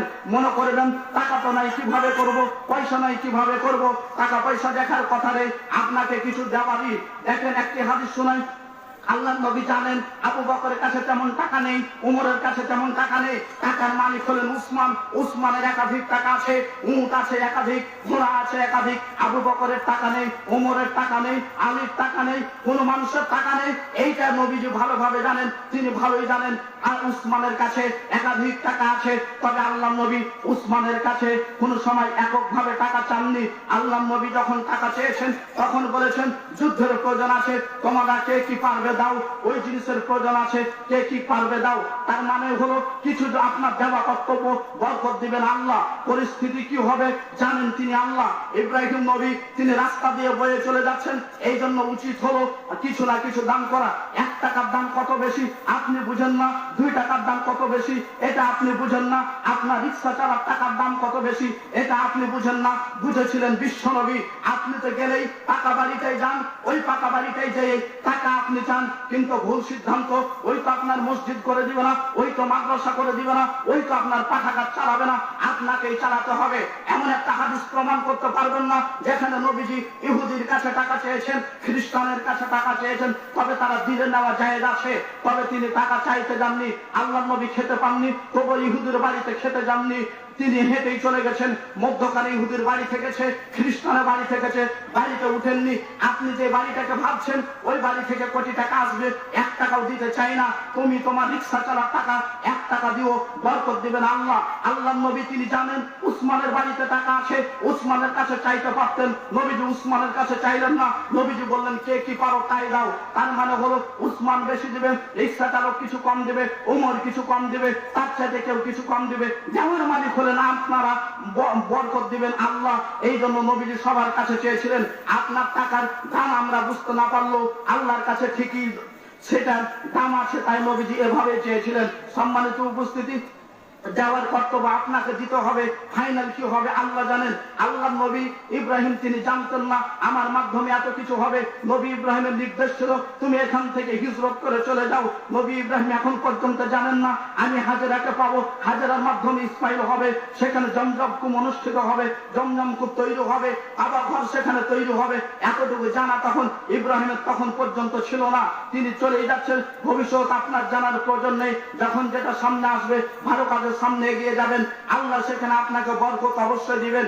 সম্মানিত উপস্থিতি, আল্লাহ নবীজি যখন টাকা চেয়েছেন, ইসলামে যারা কাজ করেছে তাদের কাছে টাকা চেয়েছেন। আপনি রিক্সা চালান, আপনাকে টাকা দিয়ে পাঠাগার টিকাতে হবে। আপনি ভ্যান চালান, আপনাকে টাকা দিয়ে মাহফিল টিকাতে হবে। আপনি রিক্সা চালান, আপনার টাকাতে বই কিনতে হবে। হিন্দু টাকা দিবে না, খ্রিস্টান টাকা দিবে না। মনে করবেন এলাকার মানুষ সবাই মুসলিম, মুসলিম বটে, তবে বাংলাদেশের মুসলিম, কিন্তু আল্লাহর খাতাতে মুসলিম কয়জনের লেখা আছে? মুসলমানি যদি হলো তাহলে তার আশাক পোশাক চলাফেরা অন্যরকম কেন হলো? তিরস্কারমূলক কথা কেন বলতে পারে? ইত্যাদি ইত্যাদি। যাই হোক না কেন, যেটা বুঝাতে চাচ্ছি, খাওয়া যদি থাকে তবু, খাওয়া না থাকে তবুও মুসলিমরাই সহযোগিতা করবে। মুসলমান একাই খেয়ে থাকতে পারবে না, এটাই হলো মুসলমানের নীতি। দেখেন আল্লাহ নবী তিনি যাচ্ছেন, আর মুসলমানের নীতি হলো মানুষকে খাওয়াতে পারে খুশি হবে। এখন আপনি এখান থেকে যদি অন্য কোনো জায়গায় যান, তাহলে আপনি যে বাড়িটাতে খাচ্ছেন অনেক খাদ্য দিয়েছে, খেয়ে আপনি খুশি হচ্ছেন, আর ভাবছেন এত মেহমানদারি সুন্দর করলো, অথচ একটা গরিবের বাড়িতে গেছেন, সেখানে মেহমানদারি তেমন হয়নি, খাদ্য কম হয়েছে, তাই আপনি কষ্ট পেয়েছেন। কিন্তু যে বাড়িটাতে বেশি খাদ্য ছিল, সে বাড়িওয়ালার খাদ্য আপনার খাওয়াও ঠিক ছিল না। আজকে মুসলমান অন্যদিকে চলে যাচ্ছে, সালাত পড়ে না, সিয়াম পড়ে না, তার বাড়িতে দাওয়াত, সেখানেই চলাফেরা, ইত্যাদি ইত্যাদি সবকিছু করছে। মনে রাখেন, আপনি ইসলামের উপর টিকে থাকতে হলে আপনার যতই কষ্ট হোক না কেন, আপনাকে সে উপর দিক দিয়ে যাওয়া লাগবে। আজকে ডানে বামে শত বাধা, তারপরও আপনাদেরকে ইসলামের উপর টিকে থাকা লাগবে। আল্লাহ যেন কবুল করেন সকলে করি, আল্লাহুম্মা আমিন। সম্মানিত উপস্থিতি, বহুবার আপনাদের বক্তব্য এর আগেও বহুবার একটি কথা বলা হয়েছে, আপনাদের যে পাঠাগার, আমি গত বছরের কথাটি বলে গেছিলাম যে আপনাদের ছেলেদেরকে আপনারা শিক্ষিত করার চেষ্টা করুন। কোরআন হাদিস জানান, জেনারেল জানান, আপনি না জানিয়ে কিছু আপনি পৃথিবীতে ছেলে রেখে চলে যাবেন। আজকে বাপেরা যারা আছেন, আপনার ছেলে যদি সলাত আদায় করে, তাহলে আপনি অন্য জায়গাতে বলিয়ে নেও কথা যে আমার ছেলেটা সলাত আদায় করে। আপনার ছেলে মাস্টার ডিগ্রি পাস করেছে, আপনার ছেলে ইঞ্জিনিয়ার, কিন্তু সলাত করে না, এই ছেলের গল্প কোন জায়গায় আপনি করবেন না। আপনি যদি হাদিস কোরআন জানতেন আর বুঝতেন, তাহলে আপনি জানতেন যে এই ছেলে এই মেয়ে আপনার জন্য কত মারাত্মক। আপনার ছেলে দাখিল পাস করুক, রিক্সা চালাক, যদি 5 ওয়াক্ত সলাত করে, এর গৌরব আপনি কোন জায়গায় করিয়েন। কিন্তু বড় বড় ডাক্তারও যদি হয়, আর যদি সে সলাত আদায় না করে, এর গল্প অন্য কোন জায়গায় করিয়েন না। এটা আপনাকে কিভাবে বলবো, বললে কষ্ট পাবেন।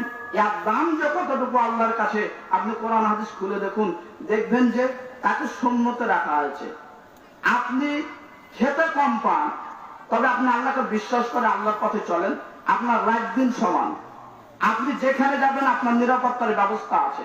কিন্তু যারা সলাত আদায় করে না, তাদের এই নিরাপত্তার দায়িত্ব আল্লাহ নেননি।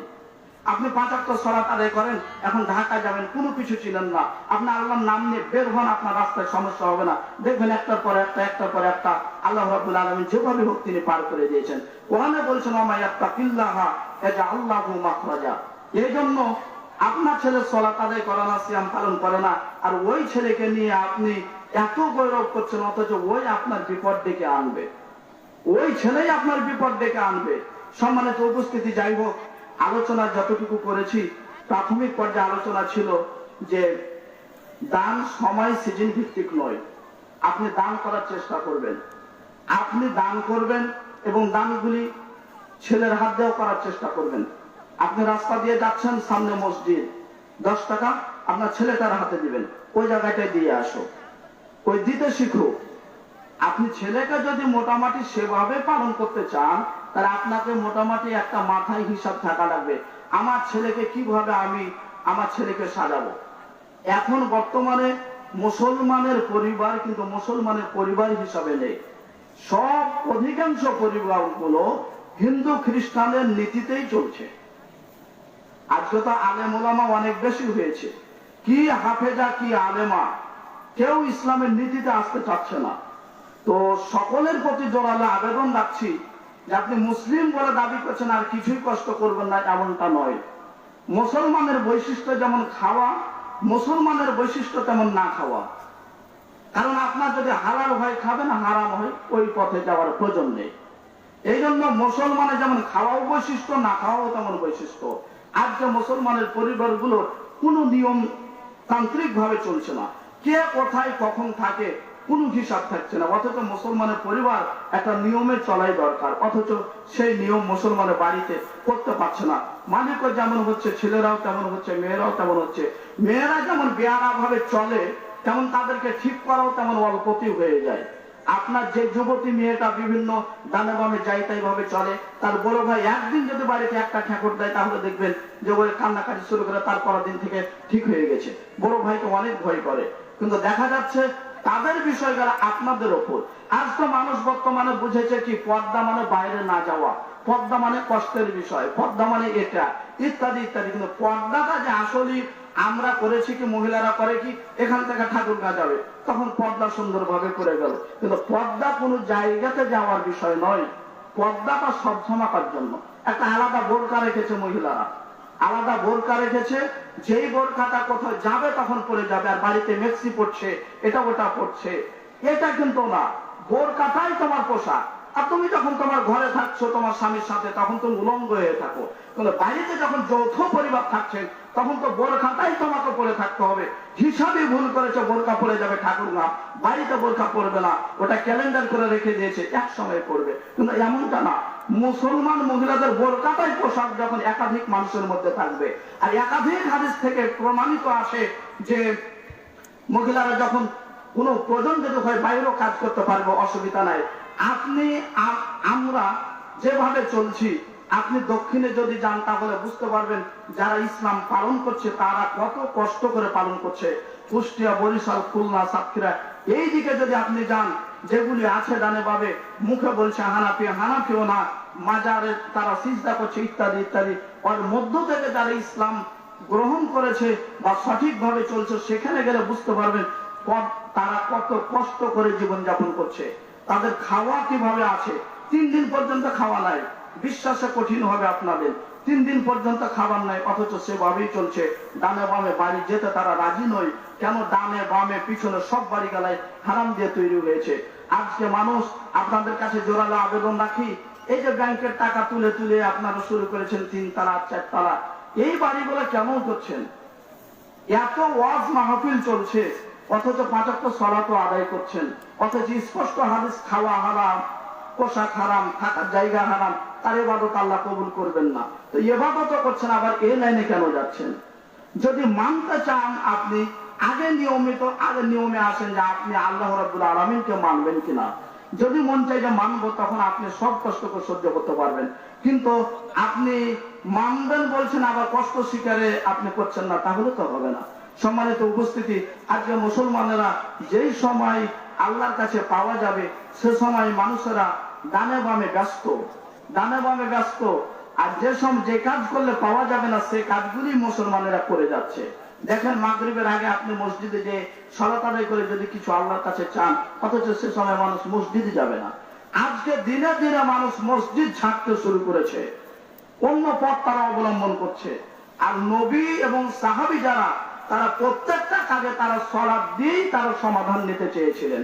আর আমরা সমাধান নিতে চাই অন্য দিয়ে। এই জন্য আমাদের মধ্যে বেশি ঝামেলাটা আছে। কে এমন ব্যক্তি আছেন যিনি এই দোয়াটা জানেন না? রব্বানা আতিনা ফিদ দুনিয়া হাসানা ওয়া ফিল আখিরাতি হাসানা ওয়া কিনা আযাবান নার। আপনি প্রয়োজনে সালাত একবার বলেন না আল্লাহকে, দেখেন আপনার ঘটনাটা কি ঘটে। মানুষ আল্লাহর মধ্যে পার্থক্য, তার মধ্যে একটাও পার্থক্য হলো যে বৈশিষ্ট্যগত, মানুষের কাছে কিছু চাইলে মানুষ রাগান্বিত হয়ে যায়। আর আল্লাহর বৈশিষ্ট্য হলো যে আল্লাহর কাছে যদি কেউ না চায়, তাহলে আল্লাহ তিনি রাগান্বিত হয়ে যান। অথচ আপনি কয়দিন চেয়েছেন, আপনি আল্লাহকে মনে হচ্ছে যে তার কাছে যাওয়াই সমস্যা, কেউ চায় না, অথচ রাস্তা বলছে যে আমার এটা সমস্যা, ওটা সমস্যা। এত সমস্যার জন্য তো আল্লাহ এত সালাত দিলেন। আপনার বাড়ির মধ্যে একটা রুম রাখেন না, যে বাড়িতে আপনি যখন আপনার প্রয়োজন হবে তখন আপনি সালাত করা করেন না। বাড়িতে আপনার স্ত্রীকে বলেন না 11টা থেকে এমনিতেই বসে আছো, ওই জায়গায় নফল 2 রাকাত সালাত করে আল্লাহর কাছে কান্নাকাটি করো না। এভাবে আপনি বাড়ির একটা পরিবেশ করে দেখেন, দেখবেন আপনি অনেক শান্তি পাবেন। বাহির থেকে এসে দেখছেন মেয়ে ওই ঘরে সালাতে পড়ে আছে, ওই ছেলে ওই ঘরে সালাতে পড়ে আছে। মুসলমান অত ডানে বামে চলাফেরা করা নয়। ওই যে দেখছেন রাস্তাতে ডানে বামে খুব ঘুরছে, বড় বড় মেডিকেল করছে, ইত্যাদি ইত্যাদি অনেক কিছু করছে, এগুলো ইসলামের নীতি নয়। ইসলামের নীতি ঠিক রেখে যদি আমরা কিছু করতে পারি করব, যদি না করতে পারি তাহলে আমাদের কোনো প্রয়োজন নেই। আমাদের চলাফেরা চিন্তাধারা সবকিছু থাকবে ইসলাম ভিত্তিক, আল্লাহর ইবাদত কেন্দ্রিক, আর সবকিছু ইবাদতের মধ্যে যেন আমরা গণ্য করতে পারি, এই নিয়মে আমাদেরকে চলাফেরা করার চেষ্টা করা লাগবে। যাই হোক, আপনাদের চলাফেরা কথাবার্তায় আজকের মাহফিলে যতটুকু বুঝতে পেরেছি, আগে গত বছরের তুলনায় আপনারা মোটামুটি সময়ও দিয়েছেন, শ্রমও দিয়েছেন, যার ফলে এ মাহফিল অনুষ্ঠিত হয়েছে। যারা শ্রম খুব ভালোভাবে দিয়েছেন বা কম যেভাবে হোক না কেন, যারা শ্রম দিয়েছেন, টাকা পয়সা দিয়েছেন, আল্লাহ রাব্বুল আলামিন আমাদের শ্রমগুলিকে যেন, আমাদের চালচলন, আসা যাওয়া, কষ্ট সবকে যেন আল্লাহ কবুল করেন। সকলে পড়ি আল্লাহুম্মা আমিন। খণ্ড বিখণ্ড ভাবে যে আলোচনাগুলি আমাদের হয়েছে, সে আলোচনাগুলি আমাদের খণ্ড বিখণ্ড ভাবে যে আলোচনাগুলি হয়েছে, সে আলোচনাগুলির ওপর যেন আমরা টিকে থাকতে পারি। সকলে পড়ি আল্লাহুম্মা আমিন।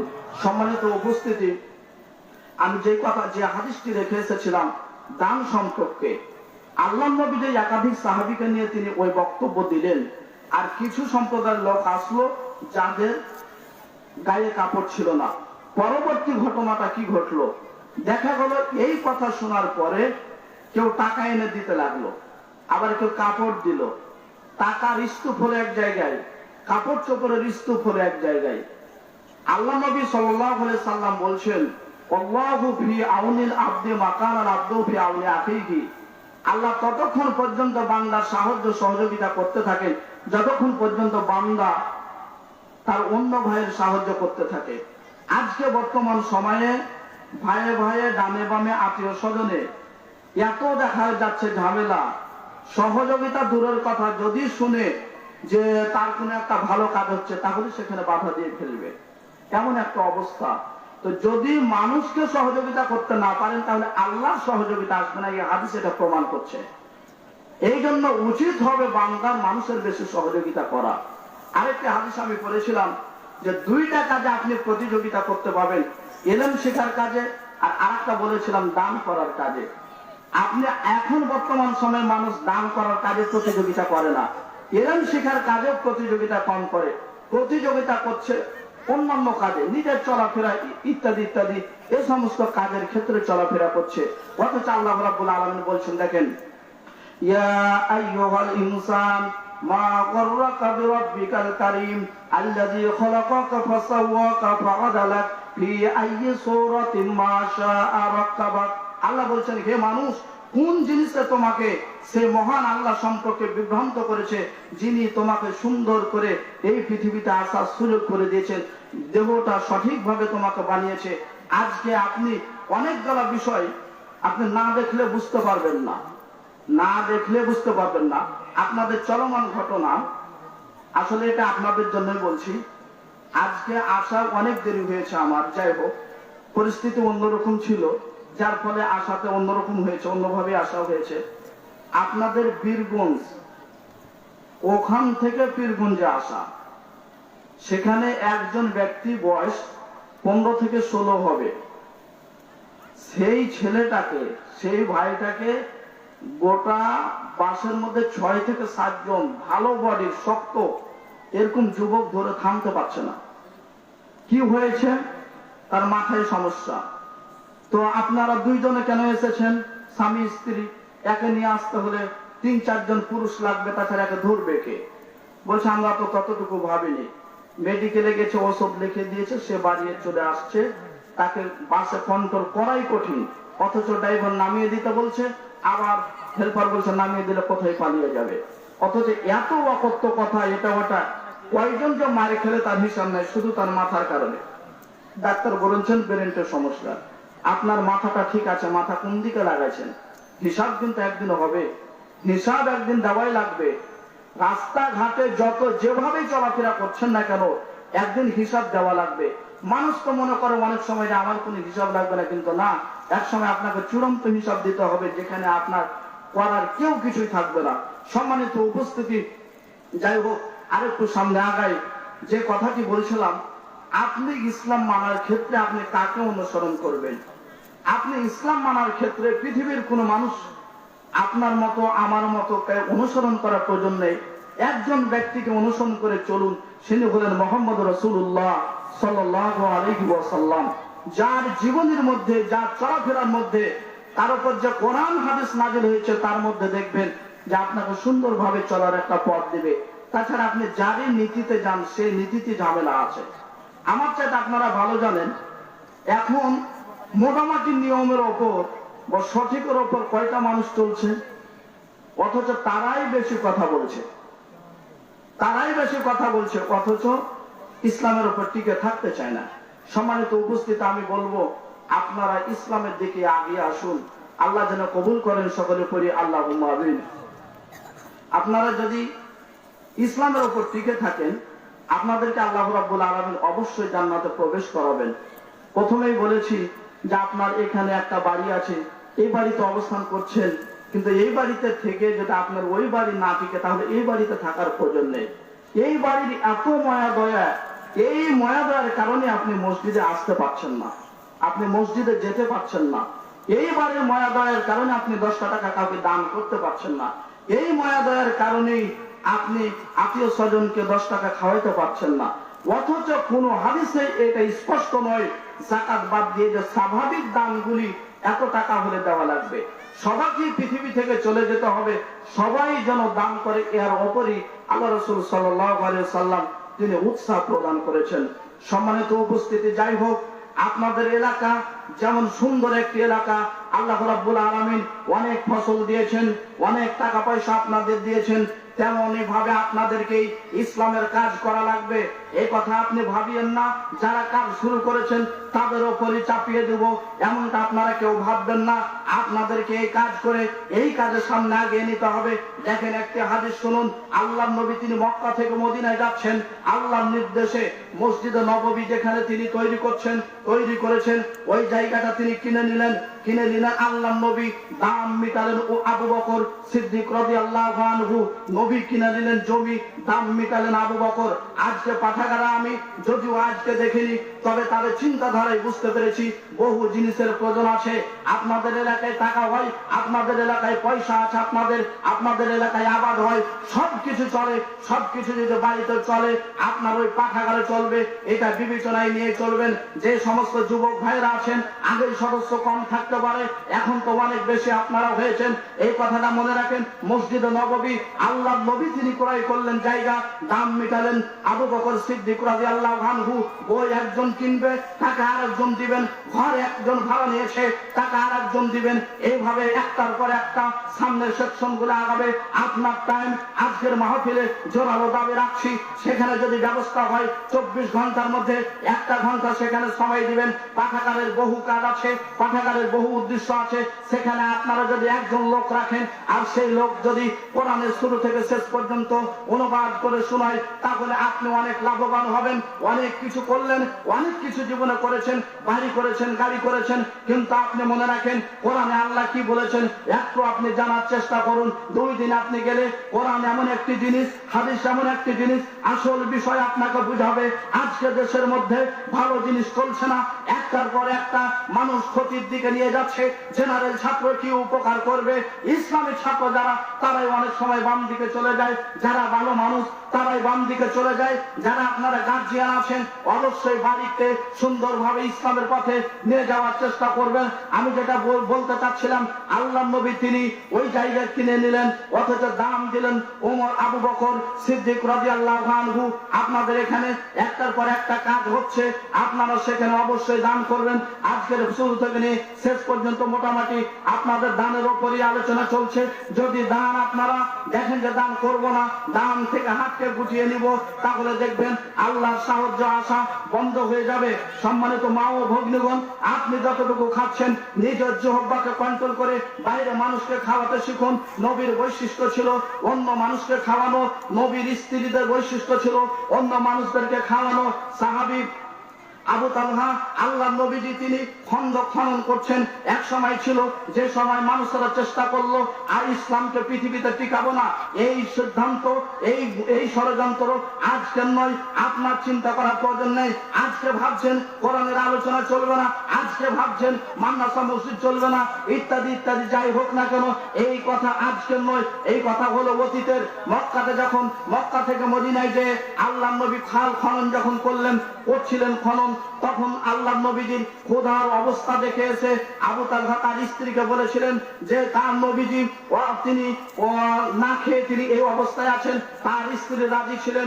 সম্মানিত মা ও বোনেরা, যারা বক্তব্য শুনছেন অবশ্যই আপনারাও চেষ্টা করবেন আপনার স্বামীর যে দানের হাত, সেই দানের হাতকে আপনি উৎসাহ দিবেন। এই স্ত্রী যদি তার স্বামীকে একটু ভালোভাবে ভালো সাজেশন দেয়, অনেক সময় স্বামীর গতিবিধি ভালো থাকে, কিন্তু যখন দেখা যায় বাঁকা মনে কথা বলে, তখন দেখা যায় ও বাঁকা হয়ে যায়। এক পর্যায়ে আল্লাহ রহমত বরকত সব কিছু বন্ধ হয়ে যায়। যে কথাটা বলতে বলতে এইদিকে এসেছি, আপনি রিজিকের জন্য দৌড় দিয়েছেন, আপনি রিজিক অন্বেষণ করার জন্য বিভিন্ন জায়গায় চলাফেরা করছেন, অথচ আপনার বাড়িতে 3টা কাজের কারণে রিজিক কমে যেতে পারে। তার মধ্যে বলেছিলাম শুকরিয়া আজকে মানুষের উঠে গেছে। আপনার বাড়িতে একটার পর একটা কাজ হয়ে যাচ্ছে, তারপরে আপনি শুকরিয়া করেন না। শুকরিয়া কখন করবেন? আপনার বাড়িতে এত কিছু হওয়ার পরও আপনার আত্মীয় স্বজন একটা দিন বাড়িতে আসতে পারে না, আপনি যাবেন, আপনি আসবেন, সবকিছু ঠিক রেখে আপনি এই কাজগুলি করবেন, তাহলে দেখবেন আল্লাহ রিজিক, আল্লাহ রহমত, আল্লাহর বরকত আপনার উপর নেমে আসবে। তখন দেখবেন আপনি সুখে শান্তিতে থাকবেন। সম্মানিত উপস্থিতি, যাই হোক আলোচনা বারবার হয়ে যাচ্ছে।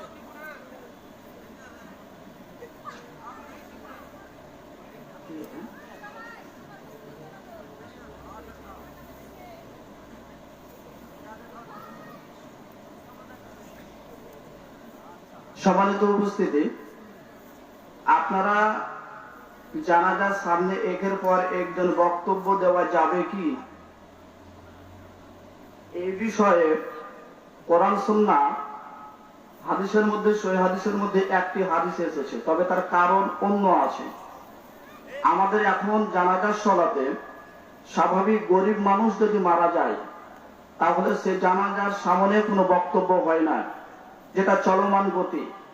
যদি দেখা যায় যে জানাজা যিনি মাইয়েত মৃত্যুবরণ করেছেন উনায় গরিব মানুষ, তাহলে ওই ব্যক্তির সামনে তেমন বক্তব্য হয় না। তবে লোক যদি দেখা যায় একটু ধনী সুজন অথবা শিক্ষিত, তাহলে তার সামনে বক্তব্য দেওয়া হয়। এই বক্তব্য শরীয়তে বৈধতা নেই। যিনি ইমাম তিনি দুই একটি কথা বলবেন, সেটা তার ঋণের ওপর। এই ব্যক্তি ঋণ আছে কিনা, কারণ ঋণ এমন একটি বিষয় যার কারণে সে ঝুলন্ত থাকবে, হ্যান্ড হয়ে থাকবে। এই জন্য বলা হয় যে এর ঋণ আছে কিনা। আল্লাহ নবীও জিজ্ঞাসা করেছিলেন ঋণ আছে কিনা। সাহাবীরা যদি বলেছেন যে ঋণ আছে, যদি তার মায়ের পক্ষের লোকেরা বলেছে ঋণ আছে, নবীজি তিনি পিছনে সরেছেন। কেউ যদি আবার দায়িত্ব নিয়েছেন যে আমি ঋণ পরিশোধ করে দেবো, তিনি জানাজার সালাত আদায় করেছেন। এই ছাড়া জানাজাকে সামনে রেখে একের পর এক বক্তব্য যেভাবে সমাজে মোটামুটি চালু আছে, এ বক্তব্য দেওয়ার কোনো ভিত্তি নেই, সহিহ হাদিসে নেই।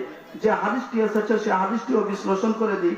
সে হাদিসে আল্লাহ নবীজি তিনি বক্তব্য দিয়েছিলেন, তবে তিনি কেন দিয়েছিলেন, কিভাবে দিয়েছিলেন।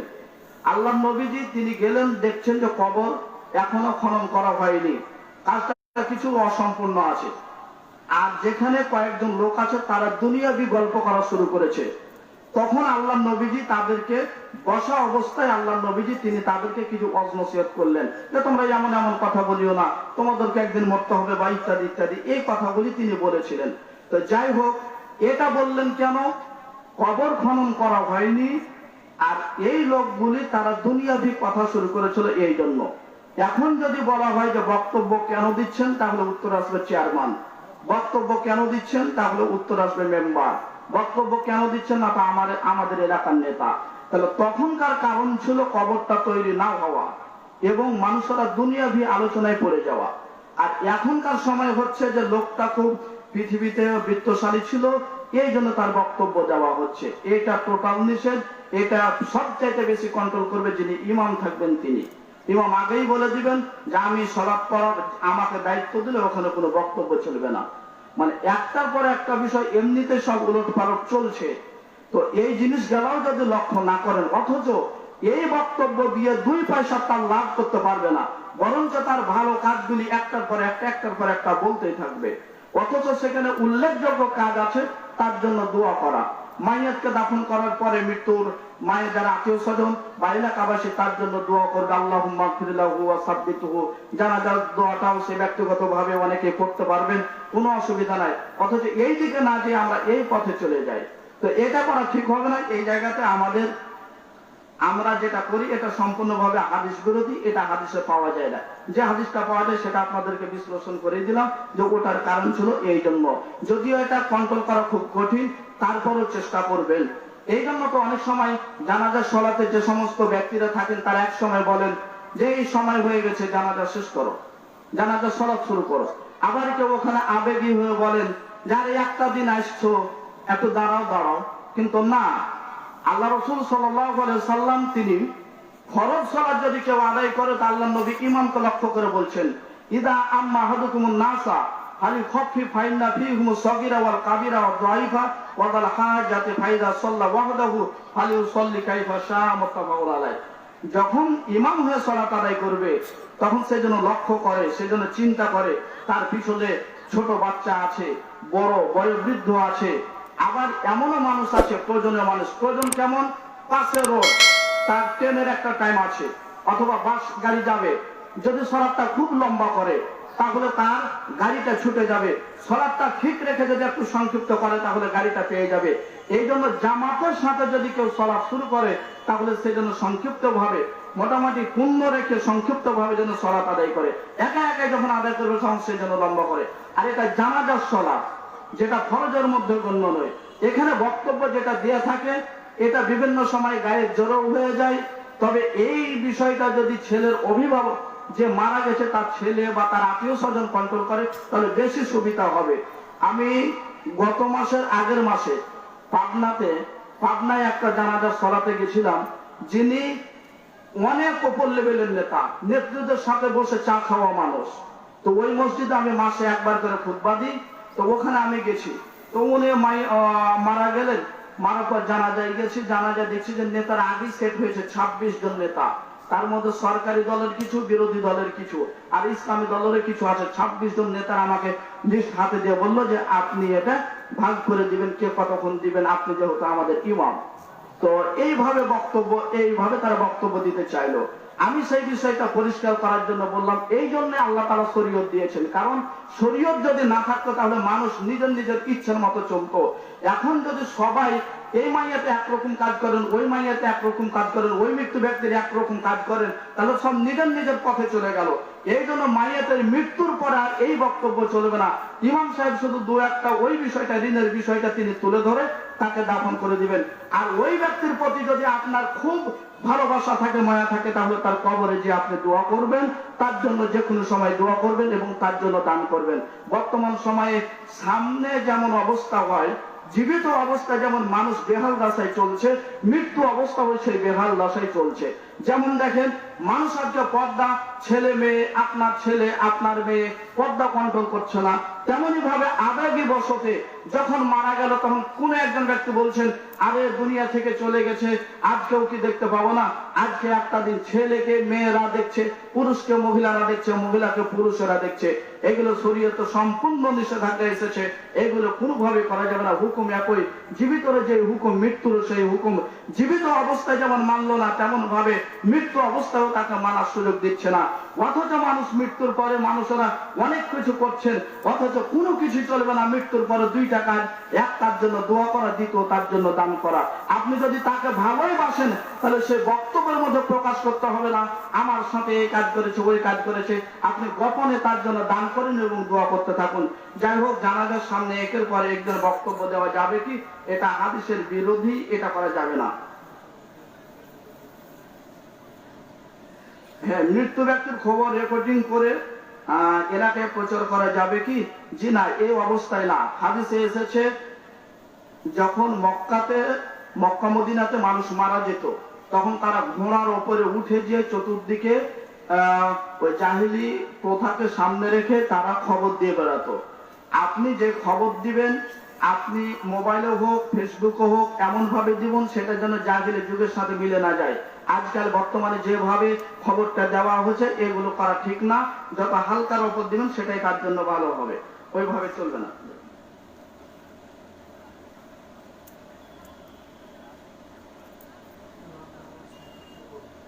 হ্যাঁ, ইমাম নামাজ সংক্ষিপ্ত করবে বুঝলাম, তাহলে 2 রাকাত নামাজ 2 মিনিটে পড়ানো যাবে কি? সংক্ষিপ্ত বলতে হাদিসে এসেছে রসুলের সালাত ছিল সংক্ষিপ্ত, তবে ছিল পরিপূর্ণ। তার মানে রুকুতে দোয়া যদি 3 বার পড়েন তবুও চলবে, 20 বার পড়লেও চলবে। তবে 20 বার পড়লে 3 বার তুলনায় অনেক সময় লাগবে। তো সংক্ষিপ্ত বলতে 20 বার না করে আপনি 3 বার পড়ে শেষ করেন। তাহলে এটা বুঝায়নি যে রুকুতে আপনি তাসবিহ না পড়ে শেষ করে দেন। আরে এটা তো চলবে। সলাতে এক নিয়ত করে সলাত শুরু করে আরেক নিয়তে শেষ করা যায়। আল্লাহ নবীজি তিনি ইচ্ছাই করেছেন সলাত লম্বা করে পড়বো। তারপরে সলাত তিনি ধরেছেন, পাশে বাচ্চার আওয়াজ শুনতে পেয়েছেন, বাচ্চার কান্নার আওয়াজ। আল্লাহ নবীজি তিনি ভাবলেন, আমি যদি সলাতকে লম্বা করি, তাহলে যে বাচ্চা কান্নাকাটি করছে সে বাচ্চার মায়ে কষ্ট পাবে। কাজেই তিনি সলাত ছোট সূরা দিয়ে সংক্ষিপ্ত করে তিনি আদায় করলেন। তাহলে সলাত তো সংক্ষিপ্ত এইভাবে যায়, এমনকি সলাতে এক নিয়তে ধরে লম্বা নিয়ত করবো মনে করে ছোট নিয়ত সলাত শেষ করা যায়, এটাও হাদিসে এসেছে। এই জন্যই তো আমরা তো ঝামেলার জায়গায় ভালো আছি। এই যে দেখেন, যেটা প্রথমে প্রশ্ন দিয়েছেন, জানাজার সলাতে বক্তব্য দেওয়া যাবে কিনা? আমভর্তি চলছে এটা, জানাজার সলাতে বক্তব্য। মহিলারা বাড়িতে কান্নাকাটি করছে, বিভিন্ন মিটিং মিছিল করছে, কেন জানাজার সলাতে পরিবেশ করেন? জানাজার সলাতে মহিলারাও উপস্থিত হতে পারবে, কোনো অসুবিধা নাই। যদি পরিবেশ থাকে সেভাবে পরিবেশ করতে পারেন, তাহলে জানাজার সলাতে মহিলারাও যেতে পারবে। আপনার জুমার মসজিদে বাধ্যতা না, তবে মহিলারাকে যদি জুমার মসজিদে নিয়ে যান যেতে পারবেন। আপনি কয়টা খুতবা এসে আপনার স্ত্রীকে শুনিয়েছেন? একটাও তো শোনান না। তো এমনি কি স্ত্রী আপনার কথা শুনবে, এমনি কি স্ত্রী আপনার শিখবে? তাকে তো শিক্ষাই দিচ্ছেন না, তাকে তো শুধু কাজের ওপর রেখেছেন। একটা জুমাতে খুতবা শুনে এসে আমি আপনি একটাও বলছি না, তবে যদি স্ত্রীটা সেখানে যেত তাহলে সে নিজ কানে কিছু শুনে আসতো। যাই হোক, সংক্ষিপ্ত বলতে এটা বুঝিয়েছি। সম্মিলিত মোনাজাত করা যাবে কি, এটা আপনাদের অনেক আগের, এটা উত্তরের কিছু থাকে না। হাদিস অনেক আছে এই বিষয়ে, তবে হাদিসগুলো সনদ ঠিক নয়, জাল হাদিস, এই জন্য এটা কোন মুহাদ্দিস তিনি আমলযোগ্য বলেননি। তবে সম্মিলিত মোনাজাত এটা চলবে না। যে জায়গাগুলোতে আল্লাহ নবী করেছেন সেগুলো ব্যতীত ওগুলো করবেন, বাকিগুলো না, যে মশলাটা আপনাদের জানা। তবে একা একই যে কোনো সময় আপনি হাত তুলে আল্লাহর কাছে দোয়া করবেন, এটাতে আপনি বাধ্য। কেন? স্বাভাবিক চাওয়া আর হাত তুলে চাওয়ার মধ্যে অনেক পার্থক্য। এমনি স্বাভাবিক যদি চান তাহলে ওটা স্বাভাবিক চাওয়া হলো, আল্লাহ দিতে পারেন। তবে যদি হাত তুলে চান তাহলে আল্লাহ নবী বলছেন ওই খালি হাতটা ফিরিয়ে দিতে আল্লাহ লজ্জাবোধ করেন। কেন? একজন এমপি, মন্ত্রী, চেয়ারম্যানের কাছে 10,000 চাইলে 100 টাকা তিনি দিয়েই বের হন, কারণ তার একটা মানবতা আছে, তার চেয়ারের একটা দাম আছে। আর আল্লাহ তাআলা তিনি আমাদের মালিক, তিনি আমাদের সৃষ্টি করেছেন, তার কাছে হাত তুলে চাইবো, তার ভান্ডারে কমতি নাই, তিনি কেন দিবেন না? এই জন্য হাত তুলে যদি কেউ আল্লাহর কাছে চায় তাহলে রসুল বলছেন যে ওই খালি হাতটা ফিরিয়ে দিতে আল্লাহ তাআলা তিনি লজ্জাবোধ করেন। তাদের সম্মিলিত না, একে একই যে কোনো সময় আপনি আল্লাহর কাছে হাত তুলে দোয়া করবেন, এটাই আমাদের বাঞ্ছনীয় করা উচিত। দিনে, সপ্তাহে, মাসে যে কোনো সময় আল্লাহর কাছে আপনারা 2 রাকাত সালাত আদায় করা হোক, এমনি ভালোভাবে আল্লাহর কাছে হাত তুলে দোয়া করবেন। আশা করি আল্লাহ আপনাদের সেই প্রয়োজন পূরণ করবেন ইনশাআল্লাহ। মৃত ব্যক্তির আত্মীয় স্বজন উচ্চস্বরে কান্নাকাটি করলে মৃত্যু ব্যক্তির আযাব হবে কি?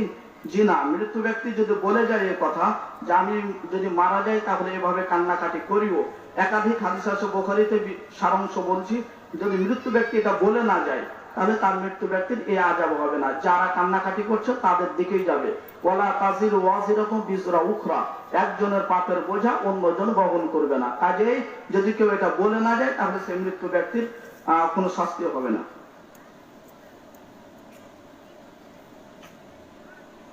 মানুষ মারা যাওয়ার সংবাদ পেলে কি বলতে হবে? মানুষ মারা যাওয়ার পরে নির্দিষ্ট মাইয়াতকে কেন্দ্র করে কোনো দোয়া নেই। তবে যেহেতু এটা বিপদ, সেহেতু বিপদের জন্য বলা হয় ইন্না লিল্লাহি ওয়া ইন্না ইলাইহি রাজিউন। যেহেতু এটা মৃত্যু ব্যক্তির একটা দুঃসংবাদ, শোক সংবাদ, কাজেই ওর উপর নির্ভর করে ইন্না লিল্লাহি ওয়া ইন্না ইলাইহি রাজিউন এই দোয়াটি পড়বে। আর নিকটতম যদি কেউ আত্মীয় হয় তাহলে তার সাথে এই দোয়াটিও পড়বে, আল্লাহুম্মা আজিরনি ফি মুসিবাতি ওয়া আখলুফ লি খায়রাম মিনহা। যদি বাইরের মানুষ হয় তাহলে শুধু পড়বে ইন্না লিল্লাহি ওয়া ইন্না ইলাইহি রাজিউন। আর যদি আপনার আত্মীয় স্বজনের মধ্যে হয়, নিকটতম আত্মীয়, তাহলে আপনি ওই ইন্না লিল্লাহ ওই দোয়ার সাথে সাথে এই দোয়াটিও মিলিয়ে পড়বেন, আল্লাহুম্মা আজিরনি ফি মুসিবাতি ওয়া আখলুফ লি খায়রাম মিনহা। এটাও আমাদেরকে আপনাদেরকে মিলিয়ে পড়া লাগবে। আপনারা মৃত্যু ব্যক্তির অনুচ্ছেদ হাদিসে বের করবেন, একটার পর একটা আপনার দেখা যাবে যে সিরিয়াল অনুযায়ী তাকে কখন কি করা লাগবে সুন্দরভাবে গোছানো ভাবে হাদিসে দেওয়া আছে। এই জন্য অনেক সময় শুধু শুনে কথাও হয় না, বক্তব্য হলো আধা ঘন্টা হলো, 1 ঘন্টা হলো, অর্ধেক রাস্তায় ভুলে গেলাম, বাড়িতে যে অর্ধেক ভুলে গেলাম, ইত্যাদি ইত্যাদি। কিন্তু বাড়িতে যদি বই থাকে তাহলে বইগুলো পড়লে আমরা শুরু থেকে শেষ পর্যন্ত আমরা জানতে পারবো। এই জন্য আপনারা যতগুলি প্রশ্ন করছেন তার চাইতে আপনারা যদি মোটামুটি কোরআন হাদিস দেখেন তাহলে দেখবেন যে আপনাদের চলার মোটামুটি পথ সুন্দরভাবে পেয়ে যাবেন। আর প্রত্যেকটা বিষয়ে আল্লাহ রাসূল সাল্লাল্লাহু আলাইহি সাল্লামের সুনির্দিষ্ট একটা করে নীতিমালা দেওয়া আছে প্রত্যেকটা বিষয়ে। এমন কোন বিষয় নয় যে বিষয়টায় নীতিমালা নাই। আপনার শুরু থেকে শেষ পর্যন্ত যদি দেখতে যান তাহলে দেখবেন একটা করে নীতিমালা আল্লাহ রাসূল দিয়েই রেখেছেন প্রত্যেকটা বিষয়ে, দুনিয়াবি হোক আখিরাতি হোক, যে কোনো হোক। মাইয়াত মারা গেল, প্রথম কি করবেন? দোয়া পড়লেন, তারপরে কি করবেন? তার সংবাদটা আত্মীয় স্বজনকে আপনি জানাবেন। সহিহ বুখারীতে অধ্যায় আছে মৃত্যুর সংবাদ জানানো, আত্মীয় স্বজনকে জানানো, যার ফজিলত হাদিসও এসেছে। তারপরে কি করবেন? তাকে দাফন করবেন, এদিকে গোসল দিবেন, সেখানে কবর খনন হবে। তারপরে আপনি জানাজা সলাতে যাবেন, জানাজা সলাতটাই দোয়া, এই জন্য আপনি সেখানে অংশগ্রহণ করবেন, তাকে মাটি দিবেন। এতটুকু পর্যন্ত রাসূলের বাণী। তারপরে আমরা যেটা বাড়াবাড়ি করি সেটা আমাদের পক্ষ থেকে, রাসূলের বাণী এতটুকু পর্যন্ত। তারপরে আপনি জানাজা সলাত থেকে ফিরে আসবেন, আপনার দিন তারিখ নির্ধারণ নয়, রাত দিন নির্ধারণ নয়, যে কোনো সময় আপনি কবরে যাবেন, হাত তুলে আল্লাহর কাছে তার জন্য দোয়া করবেন, আপনার জন্য দোয়া করবেন। তবে যদি শিরক হয়, যদি কেউ শরিক করে মানে মুশরিক হয়, তাহলে তার জন্য আপনি দোয়া করতে পারবেন না, তার কবরে যে আপনার জন্য দোয়া করতে পারবেন, মানে যেটা আল্লাহ রাসূলকেও তার মা তার পিতামাতার জন্য অনুমতি দেওয়া হয়নি, এই জন্য এটা করতে পারবেন না। তো এটা বাদে আপনারা মোটামুটি যেগুলো করবেন সেগুলো করতে পারছেন। তো আজকে তো আসলে আমরা সময় বের করতে চাই না, যে একটা সময় যে নির্দিষ্ট করে সময়টা ওই কাজে যাব বা ওখানে যাবো, এভাবে তো সময় ব্যয় করছি না। তো যাই হোক, যে কথাগুলি হয়েছে আপনাদের সাথে, আল্লাহ রাব্বুল আলামিন যেন, আর আপনাদের এখানে একটি ঘর নির্মাণ করা হবে ওই পাঠাগারকে উদ্দেশ্য করে। আপনাদের কাছে পাঠাগার সম্পর্কে স্পষ্ট করে মানে সব বিশ্লেষণ করে আমি আশা করছি হয়তো বা বলেছেন, আর যদি নাও বলে থাকেন তবে কোনো এক সময় হয়তো বা বলবেন। তো পাঠাগার মানে অনেকে হয়তো কি যে বুঝছেন আল্লাহ ভালো জানে, তবে আপনাদের ওখানে ইসলামী কিছু বই থাকবে, যে বইগুলো আপনারাও পড়তে পারবেন, আপনাদের ছেলে মেয়েরাও পড়তে পারবে। না জানার কারণে অনেক সময় মানুষ অনেক আমল করতে পারে না, জানা থাকলে অনেকটাই তখন মানুষ আমলের দিকে যায়। তো যাই হোক, এই কারণে ওখানে ঘর একটা নির্মাণ করা হচ্ছে। আপনারা সেই ঘরে যে রড বা সিমেন্ট বালি ইত্যাদি লাগবে, সেই বালি রড সিমেন্টে যে যতটুকু সহযোগিতা করতে পারবেন আপনারা করার চেষ্টা করবেন। এখনো দিতে পারেন, পরবর্তীতেও দিবেন, এখন যারা পারবেন তারাও দিবেন, এবং দোয়া রাখবেন আগামীতে মাহফিল আপনারা আবার সুন্দরভাবে করেন, আল্লাহ আপনাদের প্রতি বিশেষ রহমত নাজিল করুন। আর করেছেন যার ফলে শত মাহফিল বদ্ধর পরেও আপনাদের মাহফিলকে আল্লাহ কবুল করেছেন, যার ফলে আপনারা বুঝতে পেরেছিলেন। তো আমাদের এখানে যেভাবে আলোচনা হোক না কেন, আল্লাহ রাব্বুল আলামিনের কাছে দোয়া করি আল্লাহ রাব্বুল আলামিন আমাদের আলোচনা শোনা, আমাদের আশা যা কষ্ট সবকিছুকে যেন আল্লাহ রাব্বুল আলামিন কবুল করেন, সকলে করি আল্লাহুম্মা আমিন। এবং আগামীতে আরো সুন্দরভাবে যেন এই কাজটা আল্লাহ রাব্বুল আলামিন কবুল করেন এবং আপনারা যেন করতে পারেন, সেটাও যেন আল্লাহ তৌফিক দেন, সকলে করি আল্লাহুম্মা আমিন। আজকে এখান থেকেই আবার আলোচনা শেষ করছি। সুবহানাকা আল্লাহুম্মা ওয়া বিহামদিকা আশহাদু আল্লা ইলাহা ইল্লা আনতা আস্তাগফিরুকা ওয়া আতুবু ইলাইক।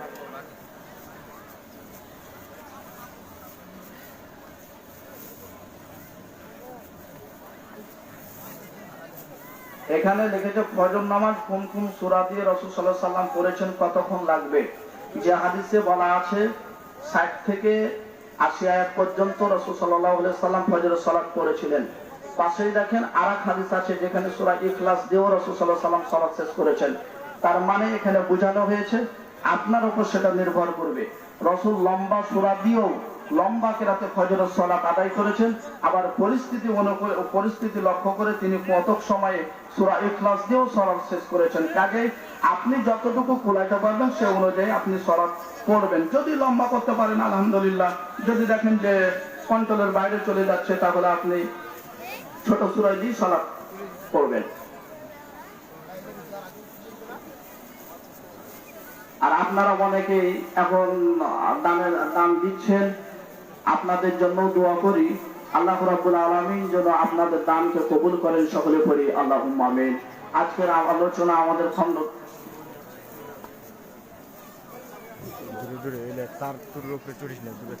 আর কিছু বই আছে ইসলামিক বই, তো সে বইগুলো আপনারা নিতে পারেন, যদিও আমি দেখিনি, তবে যারা বলছেন আশা করি বইগুলো সহি হবে, ভালো হবে, এই জন্য আপনারা নিবেন এবং পড়বেন। আলোচনা যেভাবে হোক না কেন আপনারা বাড়িতে আমল করার চেষ্টা করবেন, এবং আমি যেটা আপনাদের কাছে জোরালো দাবি রাখছি যে এই কাজ আপনাদেরকে আগিয়ে নিতে অবশ্যই দানের একটা ভালো প্রয়োজন আছে। তো আপনারা যে কোনো সময় যে কোনো ভাবে সেখানে আপনারা দান করার চেষ্টা করবেন। আশা করি তাদের দানের জন্য একজন লোকও হয়তো বা আছেন, সেখানে আপনারা দেওয়ার চেষ্টা করবেন। এখন দিয়ে গেলেন আবার বছরের শেষে দিবেন এমনটা না, আপনারা যে কোনো সময় দেওয়ার চেষ্টা করবেন।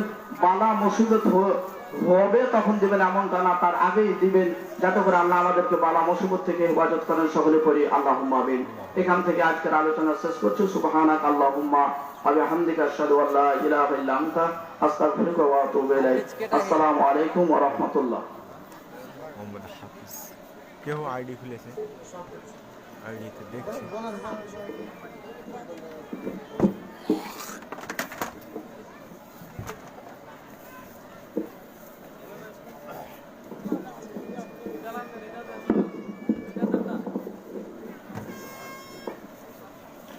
আসসালামু আলাইকুম। তো যতদূর শুনলাম যে এই যে পাঠানোর উদ্দেশ্য নিয়ে ছেলেপেলের যা উদ্যোগ নিচ্ছে সেটা যেন সফল হয়, আল্লাহ যেন করায় সেই কামনা করে এই দু এক কথা বলে আমি সবার কাজ ইস্তফা করলাম। আসসালামু আলাইকুম।